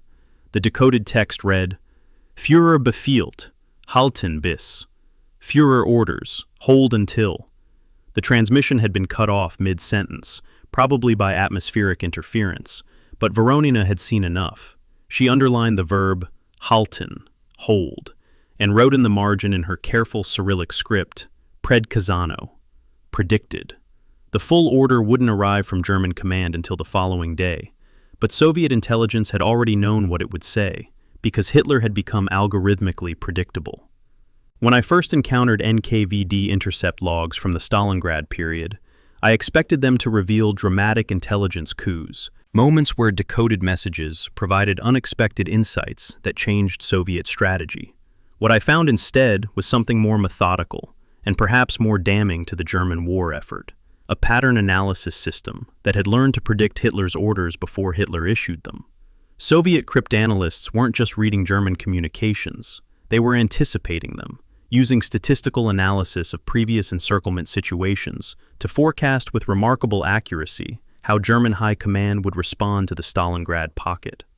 Kiev, Demyansk, Kulm, each encirclement had followed similar patterns. Initial shock, requests for permission to retreat, Hitler's refusal in order to establish fortress defense, promises of relief and resupply. The pattern had become so consistent that Soviet intelligence analysts could write decision trees predicting German responses to various tactical situations. Ideology had calcified into script, and the script was readable. On the 20th of November, before Hitler's Festung Stalingrad order was issued, Soviet intelligence prepared a prediction memo, declassified from GRU archives in 1991, stating that German high command would order encircled forces to hold position and await relief rather than authorize breakout. The prediction was based on pattern matching from previous encirclements, analysis of Hitler's known doctrinal positions on retreat, and assessment of German communication patterns that suggested command paralysis rather than tactical flexibility. The memo's conclusion was stark. Enemy command will choose ideological consistency over operational flexibility. Recommend positioning reserves to counter relief attempt rather than reinforcing pocket perimeter. This prediction proved accurate in every particular. Hitler ordered 6th Army to establish fortress defense on November 22nd. Soviet forces had already begun repositioning reserves to block the relief corridor before the order was intercepted. It wasn't brilliant improvisation.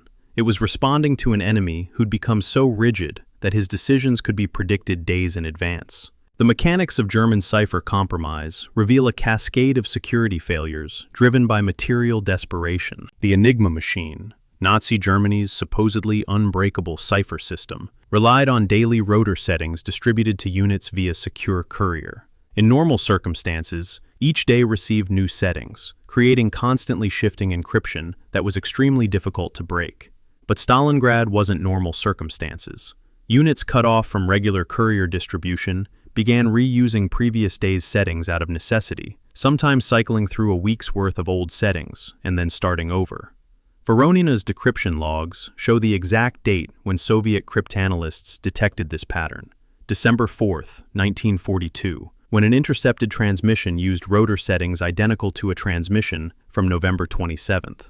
Once the pattern was identified, decryption time dropped dramatically. By mid-December, the average time from intercept to readable plaintext was 4.3 hours, effectively real-time intelligence for operational purposes. Between November 19th and December 31st, Soviet signals intelligence intercepted and decoded 1,247 German radio transmissions, originating from or directed to the Stalingrad pocket. This wasn't selective interception of high-value targets. This was industrial-scale intelligence gathering, processing German communications faster than German commanders could act on them. Voronina's work logs show 12-hour shifts, 7 days a week, processing intercepts with mechanical efficiency. Her diary from this period, brief entries written during meal breaks, reveals a growing sense of something close to boredom. Decrypting German signals has become routine, she wrote on November 24th. They've stopped using code variations, suggests communications desperation. What she was documenting was the death spiral of operational security. German forces under such pressure that they couldn't maintain basic cipher discipline, transmitting increasingly sensitive information with increasingly inadequate protection. The most operationally significant intercept came on December 12th, when Soviet intelligence decoded complete details of Operation Winter Storm, the German relief offensive, 18 hours before the attack began. Launch date, axis of advance, unit composition, initial objectives, everything Soviet defenders needed to prepare countermeasures arrived with enough lead time to reposition forces and prepare ambush positions. The source conflict here is revealing. German operational security assessments from the period claimed Winter Storm achieved tactical surprise. Soviet defensive preparations, documented in unit war diaries, show forces positioned precisely to counter the German advance route before first contact. Both sides believed their own narrative. The Germans thought they'd achieved surprise because they'd maintained radio silence during final preparations. The Soviets knew the plan anyway because they'd decoded preparatory orders issued days earlier. The silence the Germans thought concealed their intentions actually confirmed Soviet intelligence predictions by demonstrating that German forces were moving into radio silence before an offensive, exactly the behavior Soviet analysts had learned to recognize. What fascinates me about Voronina's role in this intelligence operation is how thoroughly it inverts the traditional narrative of German tactical superiority. We're accustomed to thinking of Wehrmacht forces as operationally flexible, capable of rapid adaptation, executing mission-type tactics that gave junior commanders latitude to respond to local conditions. And certainly at tactical levels, German forces often demonstrated these qualities. But at strategic and operational levels, by late 1942, German command had become sclerotic, locked into patterns that enemy intelligence services could predict with statistical confidence. Hitler's orders began to sound liturgical, repeating phrases from previous situations verbatim. Voronina's margin notes document this linguistic pattern recognition, the same phrases appearing in orders from different battles, the same ideological formulations substituting for tactical analysis. Fanatical defense, hold at all costs, relief is approaching. The vocabulary had become ritualized, and ritual is predictable. The human dimension of signals intelligence work rarely appears in operational histories, but Voronina's diary provides glimpses of what it meant to read an army's death in real time, one decoded message at a time. Did she feel pity for the German soldiers whose communications revealed their deteriorating situation? Her entries don't say directly, but there are hints. A December 20th notation about intercepting a German request for medical supplies includes the comment, "They are requesting plasma and morphine in quantities suggesting catastrophic wounded accumulation. We are reading their suffering encoded in supply requisitions." This wasn't gloating over enemy distress. This was something closer to professional recognition of what the numbers meant. A cryptanalyst understanding that the desperate urgency in German signal traffic represented human agony at the other end of the radio link. She was 26 years old, a trained linguist and mathematician, spending 12 hours daily converting enemy communications into intelligence product. And occasionally, briefly, she recorded the awareness that what she was processing wasn't just military information, but documentation of mass death. By late December, German radio discipline had collapsed so thoroughly that sensitive communications were being transmitted in abbreviated code rather than full Enigma encryption. A faster process, but far less secure. Soviet intercept stations began recording transmissions that were barely encrypted at all, simple substitution ciphers that could be broken by hand in minutes. A December 27th intercept contained a supply requisition, transmitted in what amounted to transparent code. Brot, bread, rendered as broad. Fleisch, meat, as Fleisch. Letter substitutions that a competent cryptanalyst could break by inspection without mechanical aids. The degradation from supposedly unbreakable Enigma to barely disguised plaintext took approximately 6 weeks, driven by the accumulating pressure of encirclement, exhausted cipher clerks making errors, units running out of proper codebooks and improvising inadequate substitutes. Soviet intelligence watched this deterioration with clinical interest, documenting each new failure of German communication security as evidence that the pocket's defenders were approaching systemic collapse. The final irony of this signals intelligence success is that Soviet command knew German intentions more completely than many German field commanders did. The Wehrmacht's hierarchical command structure meant information flowed vertically, up to higher headquarters, and then back down to subordinate units, but not horizontally between peer formations. A regiment might not know what neighboring regiments were planning until orders arrived from division.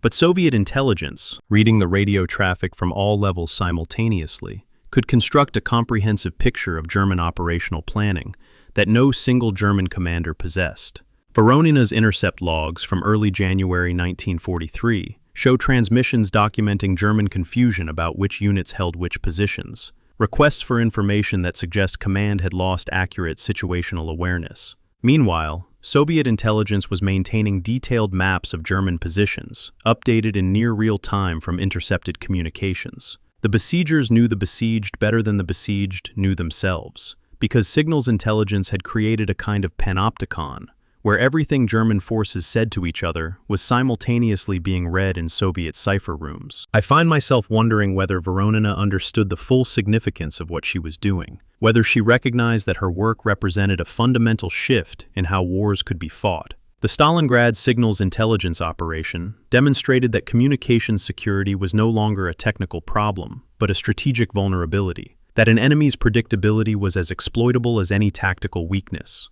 She was part of the first generation of modern signals intelligence professionals, people who would fight future wars not with weapons, but with mathematics and linguistics and pattern recognition.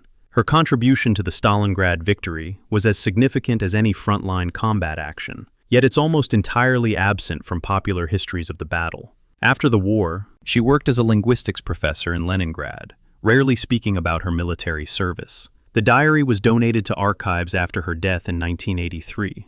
The last entry from Stalingrad, dated February 1, 1943, notes that German radio traffic had become sporadic and desperate, units broadcasting uncoded pleas for relief that would never arrive.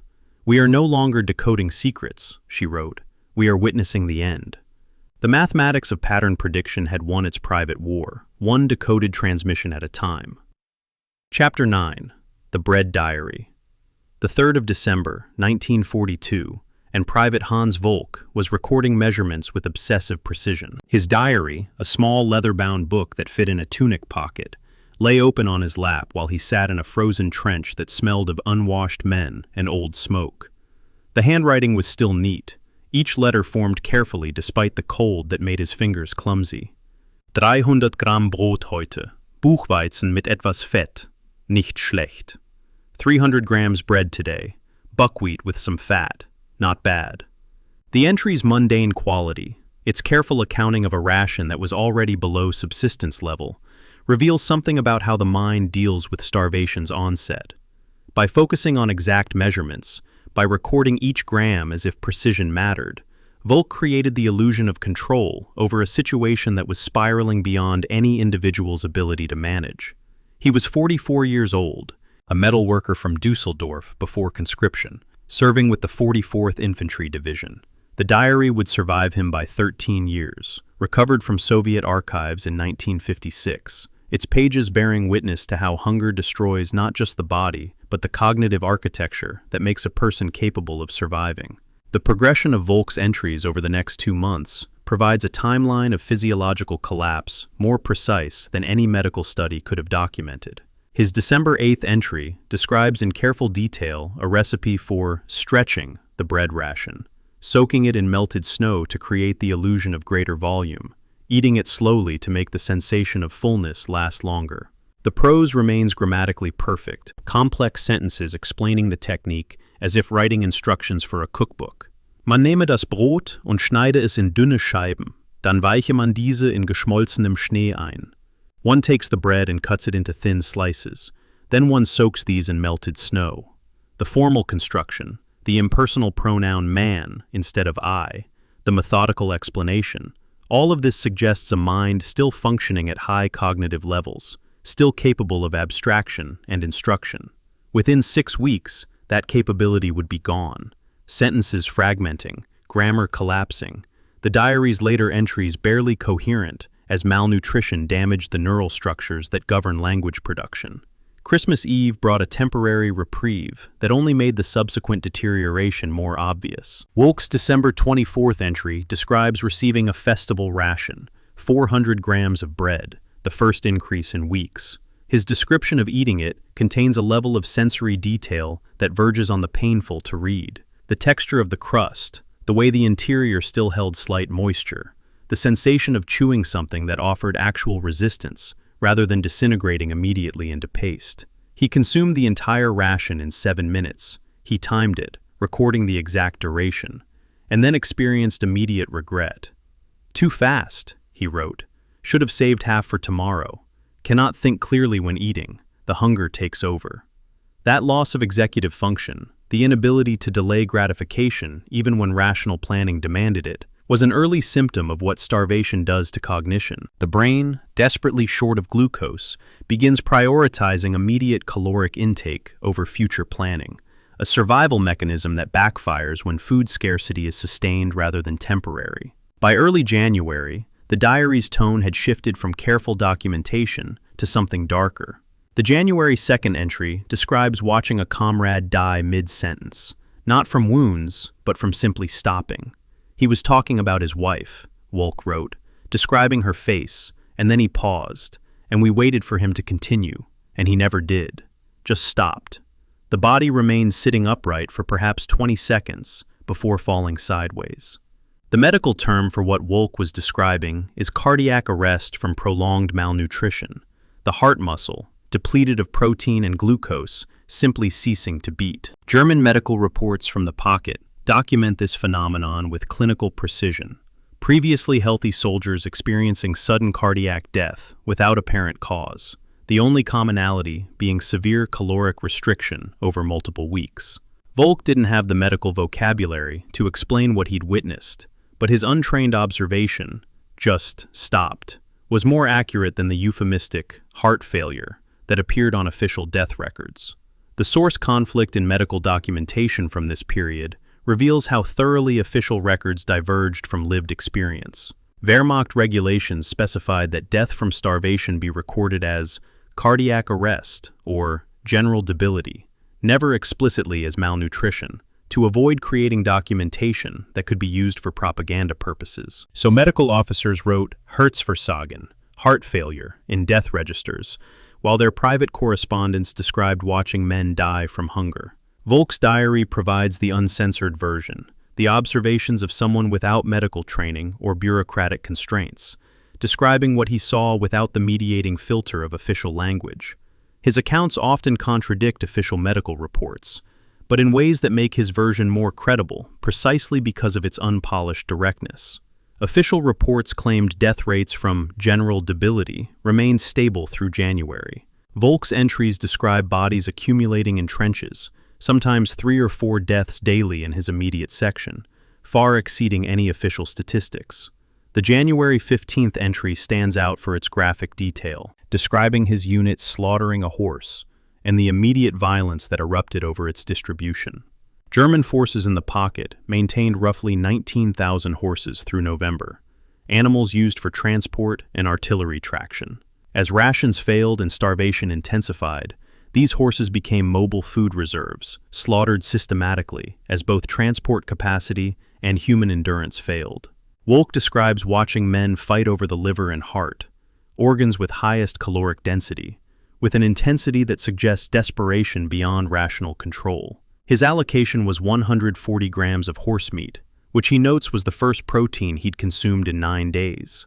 The entry includes detailed description of the meat's appearance, texture, taste, observations so sensory-focused that they suggest a mind fixating on nutrition to the exclusion of almost everything else. The diary's focus had narrowed. Earlier entries that mentioned tactical situation and military operations, giving way to exclusive preoccupation with food, its acquisition, its consumption, the physiological sensations of eating and not eating. What strikes me about the diary's progression is the visible deterioration of Wolk's handwriting, a physical manifestation of cognitive decline. December entries are neat and precise, each letter formed carefully. By mid-January, the script has become shaky, irregular, letters varying in size and slanting unpredictably across the page. This wasn't simple cold-induced clumsiness, though that contributed, but the effect of malnutrition on fine motor control and visual motor coordination. The specific neural pathways that govern precise hand movements require glucose to function, and when that glucose isn't available, performance degrades in measurable ways.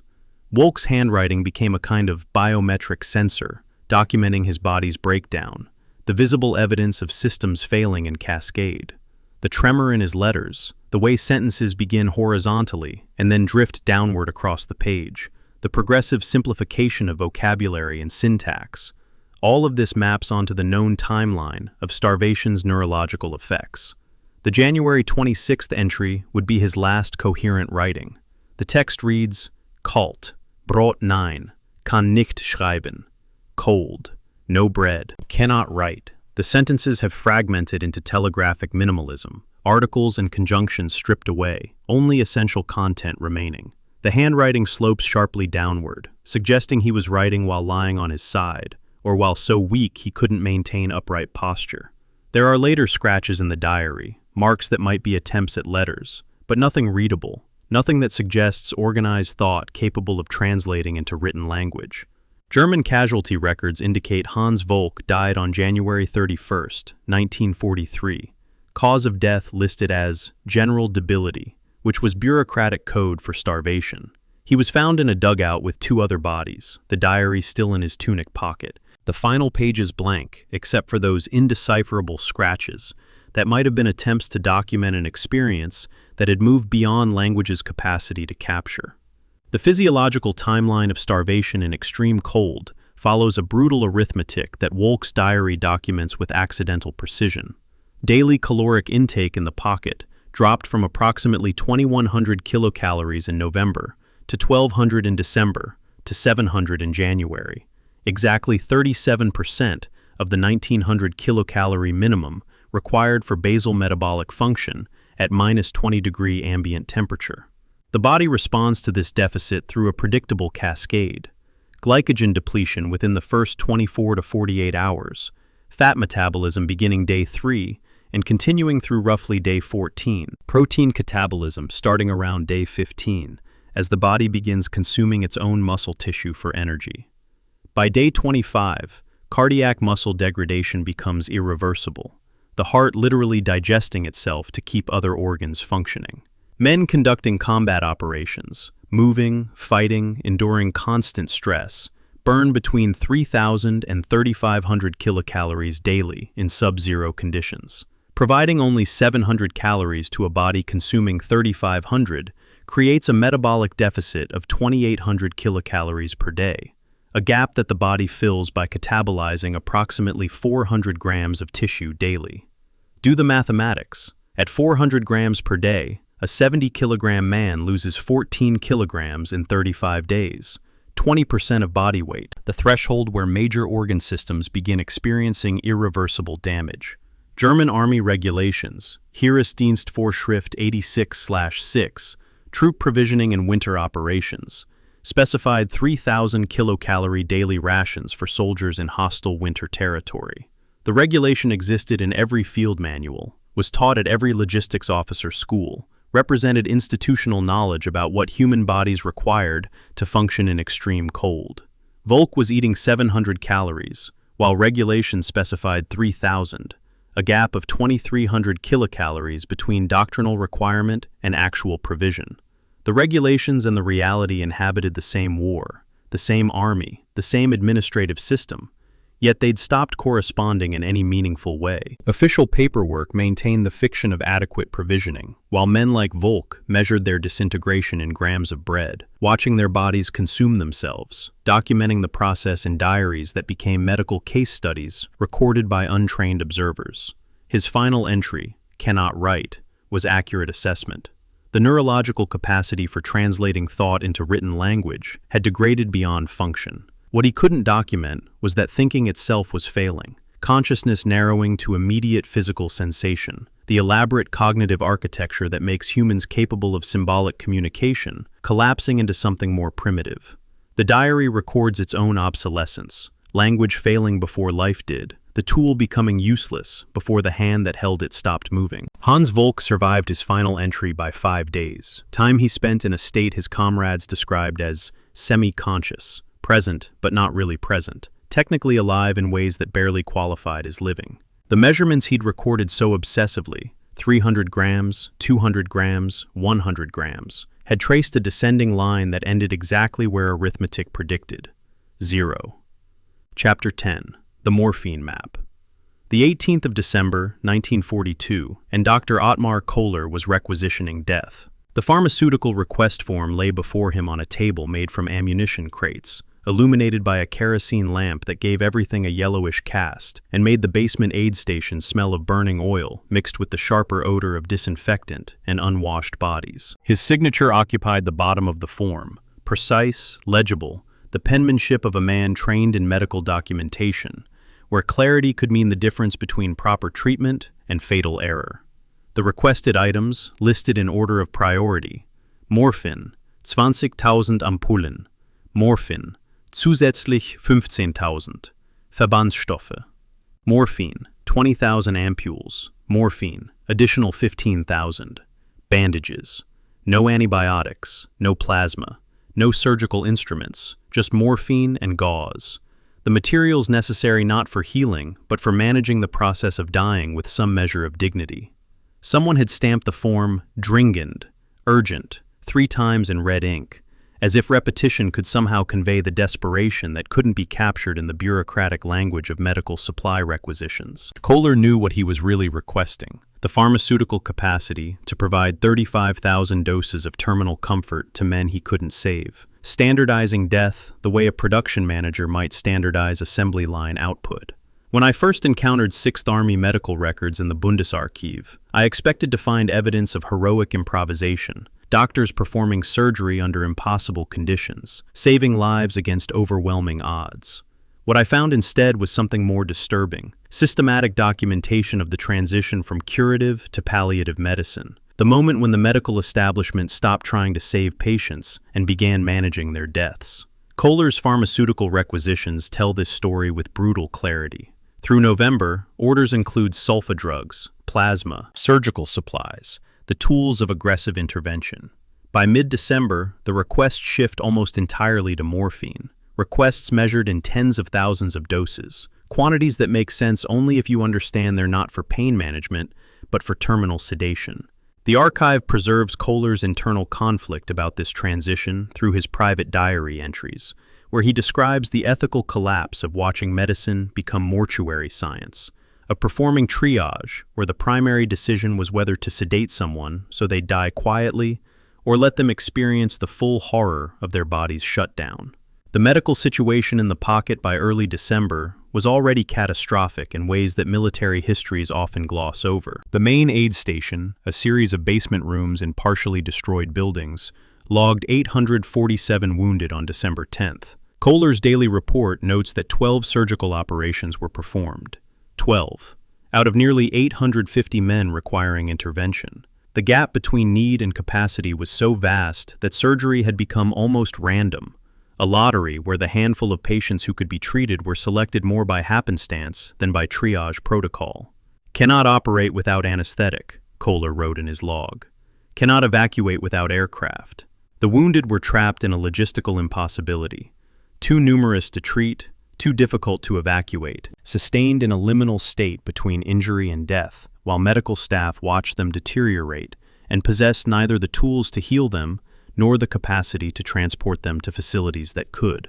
On December 18th, Kohler issued a written directive to all battalion surgeons that represents one of the starkest admissions of medical failure I've encountered in military documentation. Preserve morphine for fatal cases. Dress wounds. Provide comfort. The word comfort appears twice in the directive, underlined both times, as if emphasis could somehow make palliative care into something more than acknowledgement of defeat. What this directive meant in practice was brutal. Don't waste morphine on men who might survive. Reserve it for men who definitely won't. And for everyone else, offer bandages and kind words. The ethical framework this represents is the complete inversion of medical purpose, withholding pain medication from the salvageable to ensure adequate supplies exist for the unsalvageable. Kohler understood what he was ordering. His diary entry from the same date reads, "We are no longer practicing medicine. We are processing death with bureaucratic efficiency, categorizing patients by how loudly they scream and whether morphine will quiet them." The self-awareness didn't change what had to be done, but it created a kind of documentation of moral injury. the record of a doctor watching his profession collapse into something unrecognizable. The inventory crisis that provoked the massive morphine requisition came to a head on December 24th, Christmas Eve, when the gap between official reports and actual supplies became impossible to ignore. Official 6th Army medical returns claimed 4,200 morphine doses remained in inventory. Kohler's parallel count, conducted by personally visiting subordinate medical units and tallying their supplies, showed 1,840 doses. The discrepancy wasn't clerical error. It was hoarding, regimental medics concealing supplies for their own units, unwilling to trust that centralized distribution would provide when their men needed pain relief. This created a secondary crisis where the medical system's attempts at rational allocation broke down in the face of survival-driven resource concealment. Kohler's notes reveal his conflicted response, intellectually understanding why medics hoarded supplies, viscerally frustrated that this prevented effective distribution to the cases of greatest need. "They trust their judgment over mine," he wrote. "They're probably right to do so. I would make the same choice in their position." By early January, frostbite had become as significant a cause of casualties as combat wounds. But the medical response to frostbite reveals the depth of resource exhaustion. On January 8th, a new directive went out. Do not treat frostbite unless infected. The reasoning was grimly practical. Frostbite treatment required time, materials, and warmth that weren't available. And most frostbite cases would either self-resolve or worsen to gangrene, regardless of intervention. Better to husband limited medical resources for cases where treatment might make a difference. Kohler's diary entry from that date abandons clinical detachment entirely. We are not treating frostbite. We are watching them rot while conscious, documenting the progression from tissue damage to necrosis to septic shock, providing morphine only when the pain becomes so severe that screaming disrupts other patients' rest. The sentence captures something essential about how institutional failure manifests in individual suffering. The gap between what medicine could do in normal circumstances and what it could do in Stalingrad had widened until even basic care had become impossible. The final airlift delivery that Kohler documented arrived on January 20th, and its cargo manifest epitomizes the wholesale abandonment of curative medicine. 500 kilograms total payload, 480 kilograms morphine, 20 kilograms bandages, 0 antibiotics, 0 plasma, 0 surgical equipment. The aircraft had flown through Soviet fighter patrols and anti-aircraft fire to deliver the tools of dignified dying, but not the tools of healing. Kohler's diary entry is a single sentence. They have sent us the means to die quietly. The rage in that assessment is palpable, even in the formal German syntax, the passive construction, they have sent, creating distance between the decision-makers who allocated the supplies and the medical staff who had to explain to conscious, lucid patients why morphine was available but antibiotics weren't, why pain could be managed but infection couldn't be treated. The statistics of morphine administration versus surgical intervention reveal the pocket's medical reality with mathematical precision. Between December 1st, 1942 and February 2nd, 1943, exactly 127,000 morphine doses were administered, according to surviving pharmaceutical logs. In the same period, 19,400 surgical operations were performed, a 6.5 to 1 ratio of sedation to treatment. Not every morphine dose represented terminal care. Some was legitimate pain management for post-operative patients, or for wounded awaiting evacuation that might still arrive. But the ratio suggests that for every patient who received surgical intervention, more than 6 received only pharmaceutical comfort. The morphine was being used to manage mass death, to ensure that the overwhelming majority of casualties who couldn't be treated would at least die without screaming, without disturbing the operations that were attempting to save the small minority for whom treatment remained possible. The technical details of morphine's use as terminal sedation deserve examination because they reveal how medical practice adapted to resource scarcity in ways that peacetime ethics would consider unthinkable. Morphine functions as an opioid receptor agonist, binding to mu-opioid receptors in the central nervous system and peripheral tissues, reducing pain perception and inducing euphoria. Standard dosing for conscious pain management, 5 to 10 milligrams. Dosing for terminal sedation, creating unconsciousness in dying patients to spare them awareness of their body's shutdown, 20 to 40 milligrams, often repeated every 2 hours until death. Kohler's logs from mid-January document beginning this practice systematically, creating what he termed comfort protocols that were essentially standardized procedures for euthanasia under the ethical doctrine of double effect. The principle that administering doses known to be lethal is permissible if the primary intent is pain relief rather than causing death. The doctrine provided moral cover for what circumstances had made necessary, hastening death for patients who couldn't be saved, using pharmaceutical intervention to collapse the timeline between injury and death, reducing the period of conscious suffering. What haunts me about Kohler's documentation is how steady his handwriting remains throughout, how the bureaucratic precision never wavers, even as the content being documented becomes progressively more horrific. The January 14th directive implementing systematic terminal sedation protocols is typed on standard medical service letterhead, formatted according to regulation, distributed through proper channels. There's no indication of hesitation, no signs of emotional breakdown in the prose. Just clear procedural instructions for how to use morphine to ensure patients die unconscious rather than aware. Kohler wasn't conflicted about the decision, in the sense of being uncertain whether it was correct. He'd crossed over into a new ethics, one where the highest form of care wasn't healing, but was ensuring death arrived with minimal suffering. The steady handwriting reveals someone who'd made peace with necessity, who'd adapted his professional identity to match the reality he inhabited, rather than clinging to standards that presupposed resources and capabilities that no longer existed. Post-war documentation of Wehrmacht medical practices in the Stalingrad pocket remains incomplete because much of it was deliberately destroyed, either by German forces before surrender or by Soviet authorities after capture.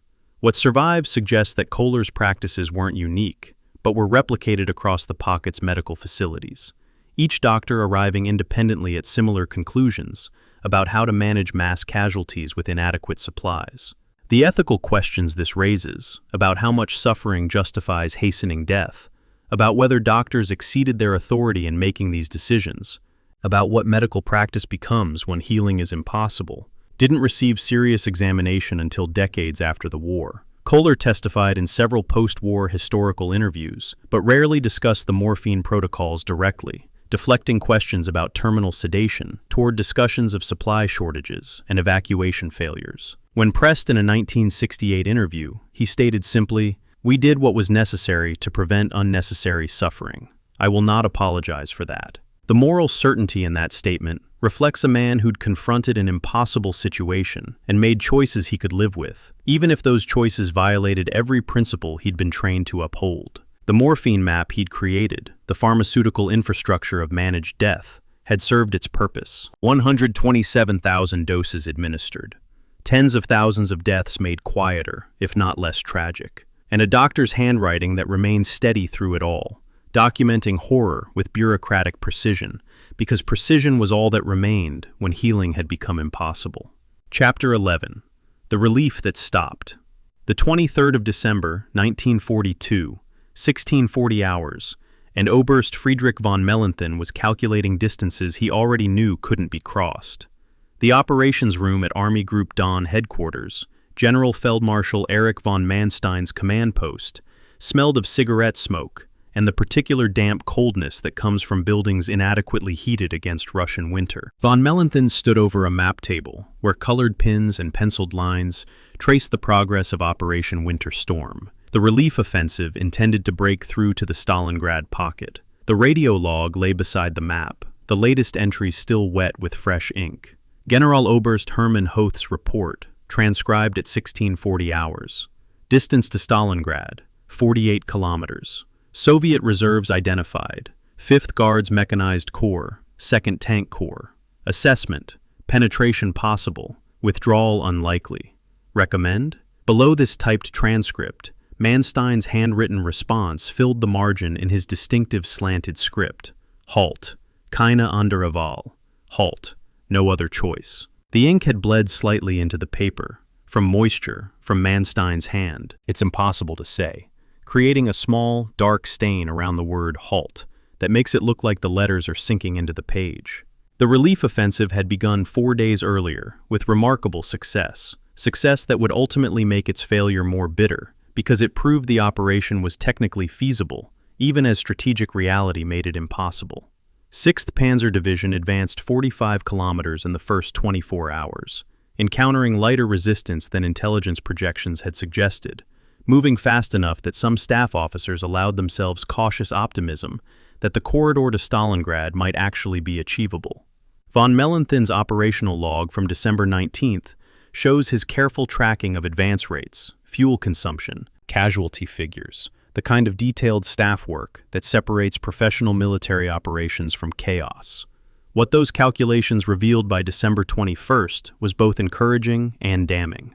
6th Panzer had fuel reserves for exactly 90 kilometers of additional advance at current consumption rates, precisely enough to reach Stalingrad and establish a corridor, but zero reserve for withdrawal. The division was executing a one-way mission, and everyone at headquarters level understood this, even if the tankers advancing through frozen steppe didn't yet.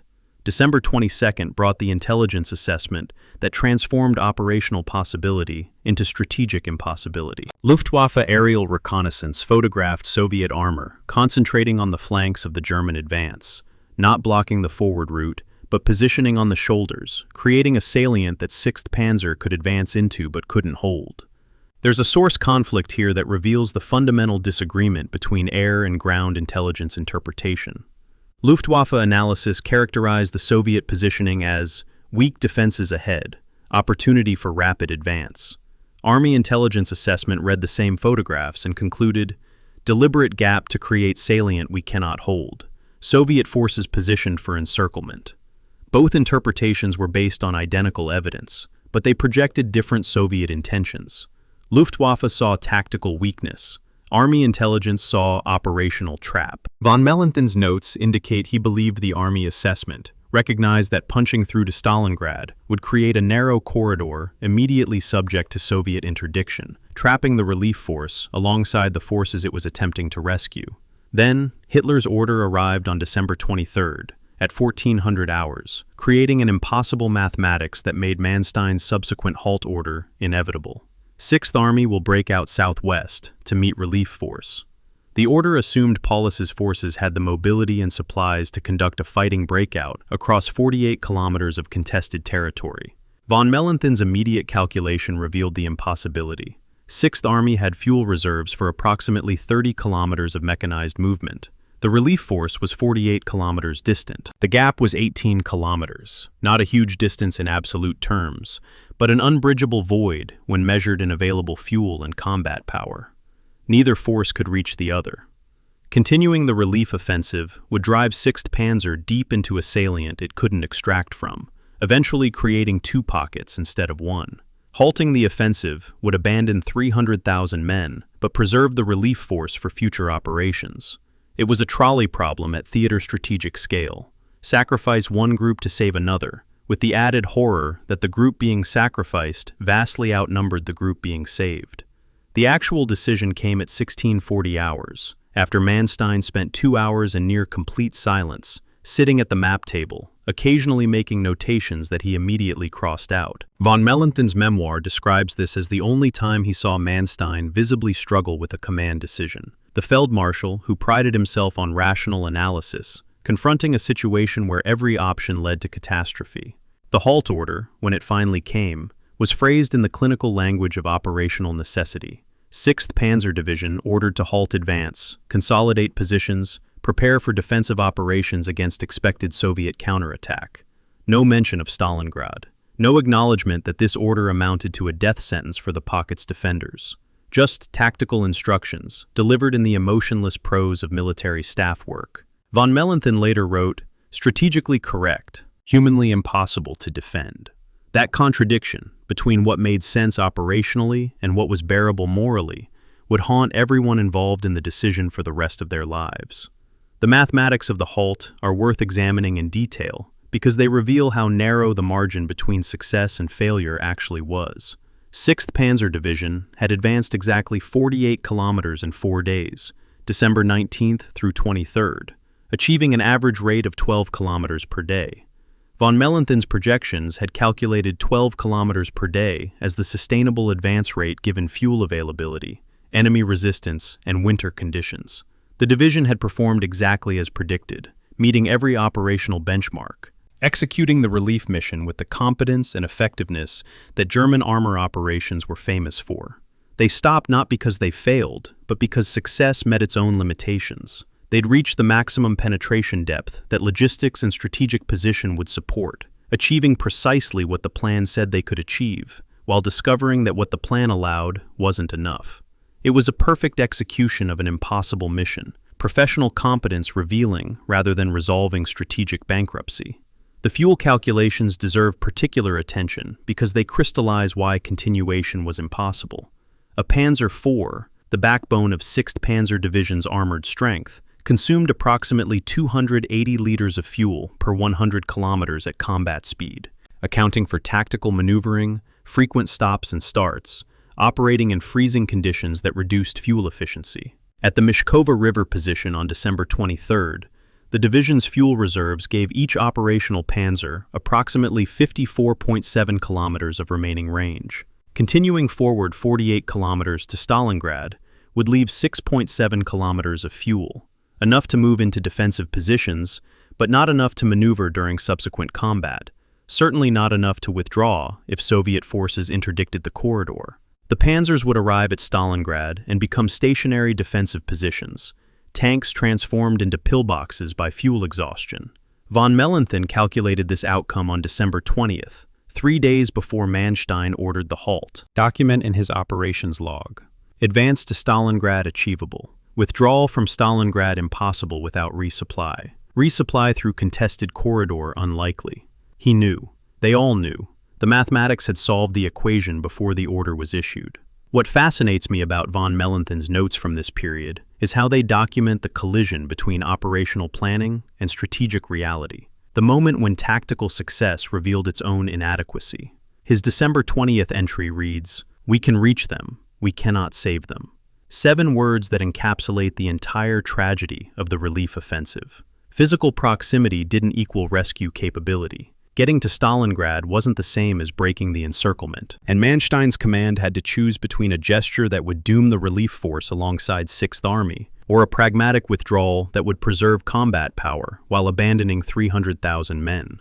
The choice was strategically obvious and humanly unbearable, which is why it took Manstein 2 hours of silence to make a decision his staff had already calculated as inevitable. Soviet intelligence intercepts from December 19th reveal something extraordinary.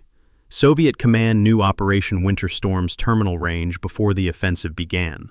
NKVD signals intelligence had decoded Manstein's planning conference, obtained fuel allocation data, calculated German logistics limitations, and positioned reserves not at 48 kilometers, where Germans would reach, but at 65 kilometers, where Germans would need to reach to sustain a corridor. The Soviets didn't have to defeat the relief offensive militarily. They just had to understand its logistics and position forces beyond German operational reach. It was strategic defeat through mathematics, Soviet planners betting correctly that German forces would exhaust themselves before achieving breakthrough, that material limitations would accomplish what military resistance might not. When Manstein ordered the halt on December 23rd, Soviet commanders weren't surprised. They'd predicted it, prepared for it, positioned forces to exploit it. The Germans thought they were making a command decision. The Soviets knew it was the only decision German logistics permitted. Von Mellenthin survived the war, wrote extensively about the Stalingrad campaign, never fully reconciled himself to the halt order. In a 1967 interview, he was asked whether breaking through to Stalingrad might have saved the 6th Army if executed differently. His response? "We reached the maximum depth that fuel and strategic position allowed. Another 10 kilometers forward would have created a larger pocket, not a rescue corridor. Manstein made the only decision compatible with preserving Army Group South. That it condemns 6th Army doesn't make it wrong. It makes it tragic." The precision of that assessment, the refusal to claim the decision was wrong even while acknowledging its catastrophic human cost, reflects the kind of professional military thinking that can calculate mass death with bureaucratic clarity. 48 kilometers. not quite close enough. The relief that stopped within sight of its objective, because mathematics and fuel tanks and Soviet positioning made the final approach impossible. And 300,000 men, who could see German forces on the horizon, close enough to believe rescue was imminent, too far away for rescue to arrive. The cruelty of proximity, the arithmetic of abandonment. The halt order that saved a division and doomed an army, written in Manstein's slanted handwriting on a radio log that still smells faintly of cigarette smoke and bears the stain of ink bleeding into damp paper. The word halt, sinking into the page like a verdict from which there could be no appeal. Chapter 12. The Paulus Paradox.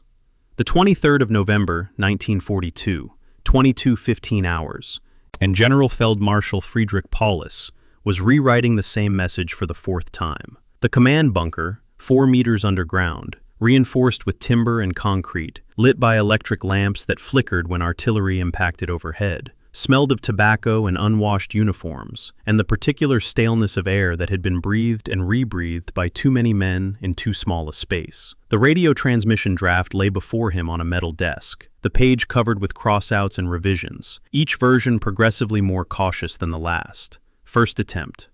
Request immediate permission to break out. Crossed out. Second version. Suggest tactical withdrawal to. Crossed out. Third attempt. Recommend consolidation at. Crossed out. The final version, the one that would actually be transmitted to OKH. 6th Army will hold all positions. In the margin, someone, likely Hauptmann Wilhelm Adam, Paulus's adjutant, had written in pencil, kann nicht. He cannot. Not will not, but cannot. A judgment about capacity rather than will, suggesting that Paulus's compliance with Hitler's hold order wasn't a choice, but a psychological inevitability, a man constitutionally incapable of the disobedience that might have saved his army. Adam's diary from this period provides the most detailed documentation we have of Paulus's decision-making process, and what it reveals is a commander paralyzed not by lack of information, but by excess of institutional conditioning. The entry for November 22nd, 0800 hours, describes Paulus receiving Hitler's hold order and going completely silent for 4 minutes, an eternity in the compressed time of military crisis, before repeating the order verbatim without comment or analysis. He received it, Adam wrote, absorbed it, and became it. There was no visible decision-making process, no weighing of options. The order arrived, and he complied as automatically as breathing. This wasn't the response of a man considering alternatives and choosing subordination. This was something more fundamental, a person for whom disobedience existed outside the realm of conceivable action, like asking him to fly unassisted or breathe underwater. The institutional conditioning that made Paulus an effective staff officer, the trait that had earned him rapid promotion through Wehrmacht hierarchy, had become the trait that made independent command impossible. The counterdraft that Paulus never signed represents the path not taken, the decision that existed as possibility but couldn't translate into action. On November 23rd at 1400 hours, Paulus's chief of staff, General Lieutenant Arthur Schmidt, prepared a breakout order for Paulus's signature, a complete operational plan specifying routes, timing, unit assignments, everything necessary to execute immediate withdrawal before the encirclement solidified. Paulus read the document, set it aside on his desk, and never returned to it. Didn't refuse, didn't approve, just left it sitting there, an unsigned piece of paper that represented theoretical authority Paulus couldn't exercise. Adam's account emphasizes that this wasn't indecision in the normal sense. Paulus wasn't weighing options and struggling to choose. He was encountering a psychological barrier that made signing that document as impossible as signing his own death warrant. In Prussian military culture, in the institutional framework that had shaped every aspect of Paulus's adult life, disobeying a direct order from the Führer was literally unthinkable. Not forbidden in the sense of being prohibited, but unthinkable in the sense of existing outside the category of actions a mind like Paulus's could generate. The precedent that haunted Paulus appears repeatedly in November communications, invoked directly 3 times in recorded conversations. General Oberst Erich Höppner, dismissed and stripped of rank in December 1941 for conducting unauthorized withdrawal during the Moscow offensive, had become a kind of cautionary ghost, haunting every German general facing similar circumstances. When subordinate commanders suggested breakout operations to Paulus, he would reference Höppner, describing what happened to generals who exceeded their authority, who made tactical decisions contradicting strategic directives. The specter wasn't just professional disgrace, but personal destruction. Höppner hadn't merely lost his position, but had been humiliated, ejected from the military caste that formed his entire identity. For a man like Paulus, whose self-conception was entirely bound up in rank and institutional belonging, Höppner's fate represented something worse than death: social annihilation, the destruction of the framework that made his existence comprehensible. Better to die as a General Oberst following orders than live as a disgraced former officer who'd betrayed the Führer's trust. When Operation Winter Storm brought relief forces within 48 kilometers on December 19th, Paulus faced the clearest test of his capacity for independent action. Sixth Army possessed the strength, barely, to attempt a breakout to meet the relief column if executed immediately. Multiple subordinate commanders recommended this course of action. The operational staff prepared preliminary plans. Everything was in place except Paulus's willingness to act without explicit authorization from Hitler. Instead, he radioed a request, permission to break out to meet approaching relief. Hitler's response came swiftly. No. Paulus complied, ordering units to maintain defensive positions, even though disobedience might have saved hundreds of thousands of lives. There's a source conflict among historians about whether Paulus's forces actually possessed the fuel and combat strength necessary for breakout. Some argue the pocket's troops were already too weakened, too undersupplied to execute the operation successfully. But Paulus never attempted to find out, never tested whether breakthrough was possible, because he'd requested permission and been denied, and the denial ended the discussion. His radio logs from this period show him accepting Hitler's orders with the same automatic compliance he'd demonstrated throughout the campaign. Institutional obedience so thoroughly internalized that it functioned autonomously, requiring no conscious decision to activate. The Field Marshal's baton arrived on January 30th, 1943, delivered by the last aircraft to land at Potomnik before the airfield fell. It was a promotion, Paulus elevated to General Feldmarschall, the highest rank in the German army. But everyone understood what the promotion actually meant. It was a command to die. No German field marshal had ever surrendered. The historical precedent was absolute. Field marshals died in battle or by suicide, but they didn't capitulate. Hitler's decision to promote Paulus was coded instruction, a way of ordering suicide without explicitly issuing such an order, trusting that Paulus's understanding of military tradition would translate rank into obligation. Adam's diary entry from that day is brief and devastating. Paulus understood the message immediately. He said nothing, but his face went gray. He knows what's expected. The promotion was a noose disguised as honor, using Paulus's own institutional conditioning against him, weaponizing his identity as a German officer to ensure he'd choose death over surrender.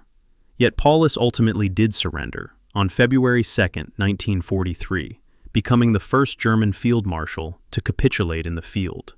This decision, the one moment of disobedience in his entire career, came only when continued resistance had become physically impossible, when the pocket had fragmented into isolated strongpoints that could no longer coordinate defense, when starvation and ammunition exhaustion had rendered organized military operations impossible. Even then, Paulus's surrender was passive, refusing to issue a general surrender order, instead allowing individual unit commanders to make their own decisions about capitulation. He surrendered himself in his immediate headquarters without ordering the army to do so, a final gesture of non-decision that avoided explicitly commanding what he couldn't prevent.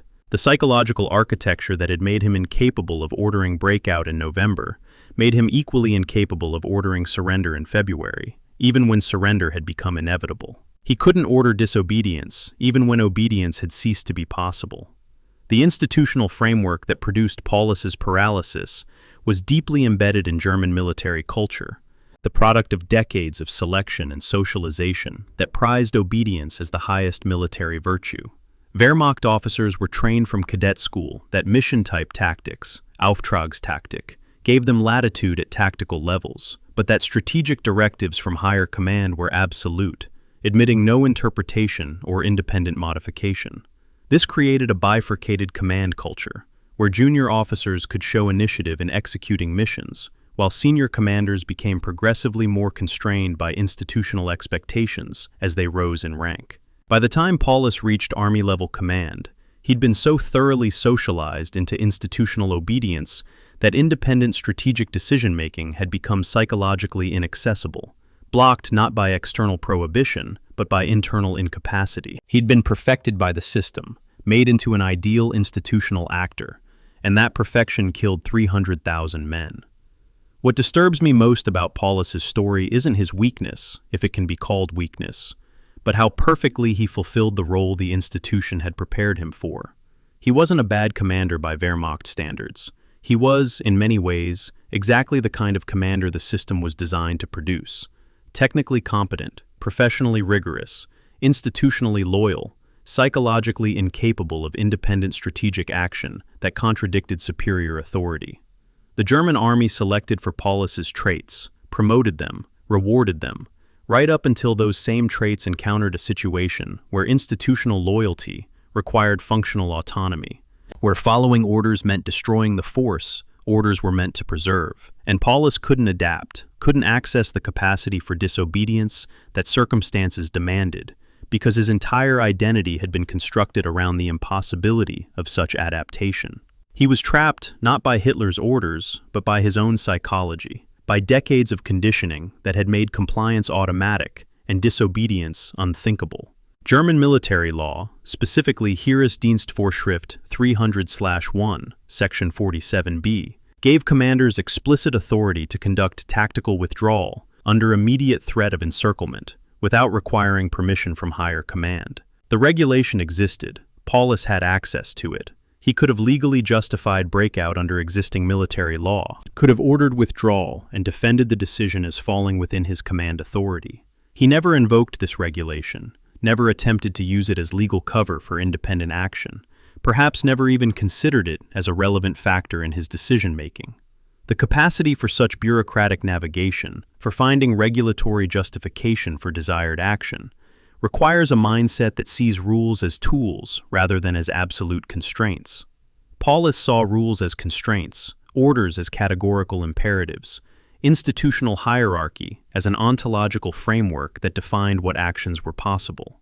Legal authority to disobey was meaningless to someone psychologically incapable of accessing that authority. Someone for whom the question wasn't, "What am I permitted to do?" but, "What has been ordered?" And what had been ordered was hold position. So he held position. And 300,000 men starved and froze and died, following orders from a commander who couldn't conceive of doing otherwise. A man made perfect by the system that destroyed him. Compliance so thoroughly internalized that it persisted past the point where compliance had any meaning beyond choosing the manner of death. Chapter 13.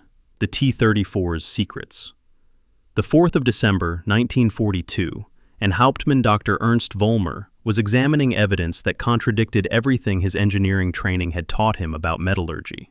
The weapons testing facility at Stalino, 300 kilometers west of Stalingrad, where captured Soviet equipment underwent systematic analysis, smelled of machine oil and the acetylene torches used to cut apart armor plate for microscopic examination. On his laboratory bench sat samples extracted from a T-34 tank, serial number STZ-847, knocked out during fighting in the factory district and recovered intact enough for detailed study. The technical report lay before him, his typed analysis covering 3 pages of dense prose, filled with measurements, chemical compositions, metallurgical observations.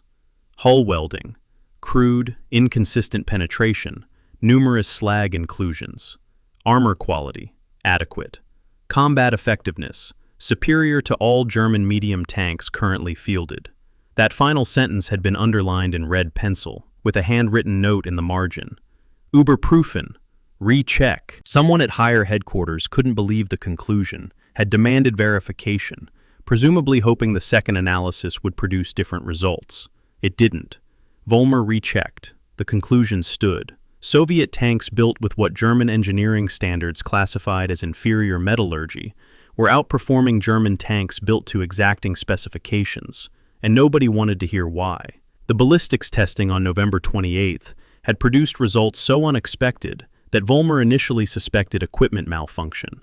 At the Stalino Proving Ground, German weapons testing crews positioned the captured T-34 at 800 meters, standard combat engagement distance, and fired a 75mm PaK-40 anti-tank gun at its frontal armor. The PaK-40 was Germany's most effective towed anti-tank weapon, capable of penetrating 87mm of vertical armor at 1,000 meters, according to manufacturer specifications. The T-34's frontal armor was 45mm thick. Basic arithmetic suggested penetration should be assured. The German gun's capability nearly double what the Soviet armor offered, but the shell struck, deformed, and fell away without penetration. Vollmer's ballistics report documented 3 additional shots, each producing similar results: impact, deformation, no penetration. The testing crew suspected the ammunition was defective, replaced it with verified rounds from a different lot, and achieved identical results. The T-34's armor was defeating weapons it theoretically couldn't withstand, and German engineering doctrine had no framework for understanding why.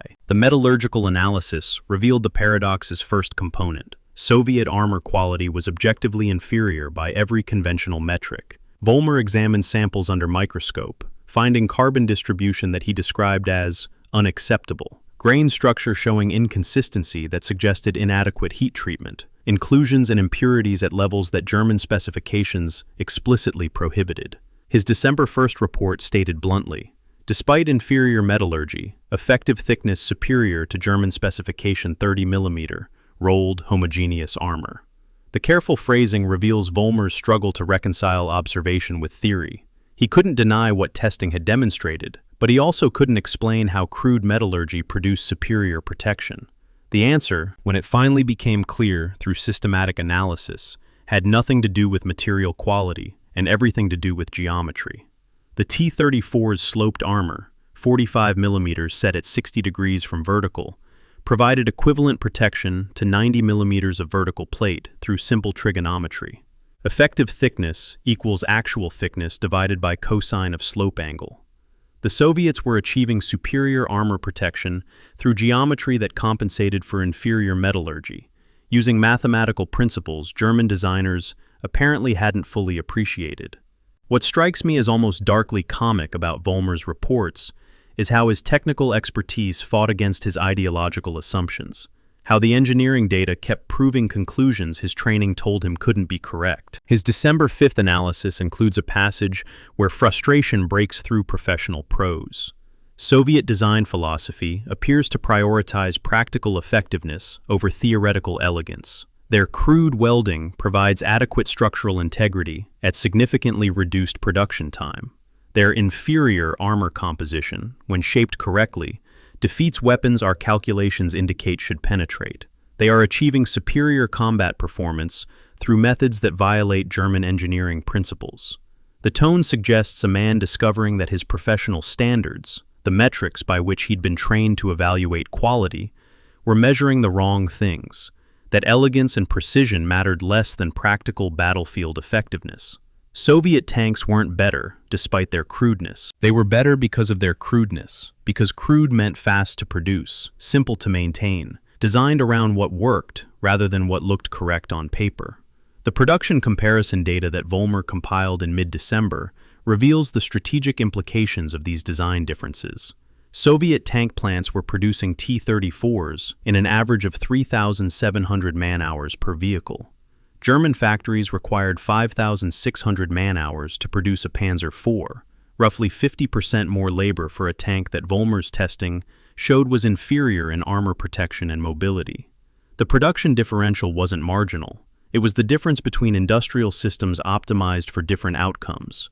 German production pursuing engineering perfection, Soviet production pursuing maximum output. At 3,700 hours per tank, Soviet industry could produce 1.5 tanks in the time Germany produced 1. Over months, over years, that ratio created exponential advantages that no tactical superiority could overcome.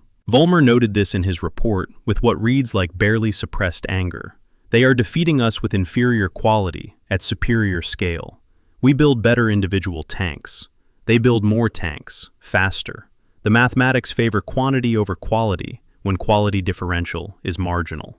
By December 14th, Vollmer's analysis had expanded to examine the T-34's Christie suspension system and its operational implications. Soviet tanks mounted on 500mm wide tracks, compared to German tanks' 300mm tracks, a 67% increase in ground contact width that distributed vehicle weight more effectively. German tanks exerted ground pressure of approximately 1.04 kilograms per square centimeter. Soviet T-34s exerted 0.62 kilograms per square centimeter. In mud, in snow, in any terrain where ground pressure mattered, Soviet tanks could maneuver while German tanks bogged down. Vollmer's report included photographs of track impressions in snow, German tracks sinking deep while Soviet tracks left shallower marks, visual evidence of engineering choices that prioritized mobility over the aesthetic preferences that had led German designers to favor narrower tracks. The wider tracks looked ungainly, violated principles of elegant design, but they worked better, and in the end, working mattered more than looking correct. The sloped armor revelation particularly galled Vollmer, because the principle wasn't secret or revolutionary. It was basic trigonometry that any competent engineer understood. German tank designers knew about sloped armor. They'd analyzed the French Samua S-35 in 1938, documented its sloped armor's effectiveness, filed reports explaining the ballistic advantages of angled plate. And then, they designed the Panzer III and IV with vertical armor anyway, choosing geometric arrangements that German engineering culture deemed more elegant, that made internal layout simpler, that looked more correct, according to prevailing aesthetic preferences. The Soviets had no such aesthetic doctrine. They'd looked at sloped armor, calculated that it worked, and implemented it without concern for whether it violated design conventions. Vollmer's December 20th report contains a passage that reads like professional soul-searching. We possessed this knowledge in 1938. We rejected it as inelegant.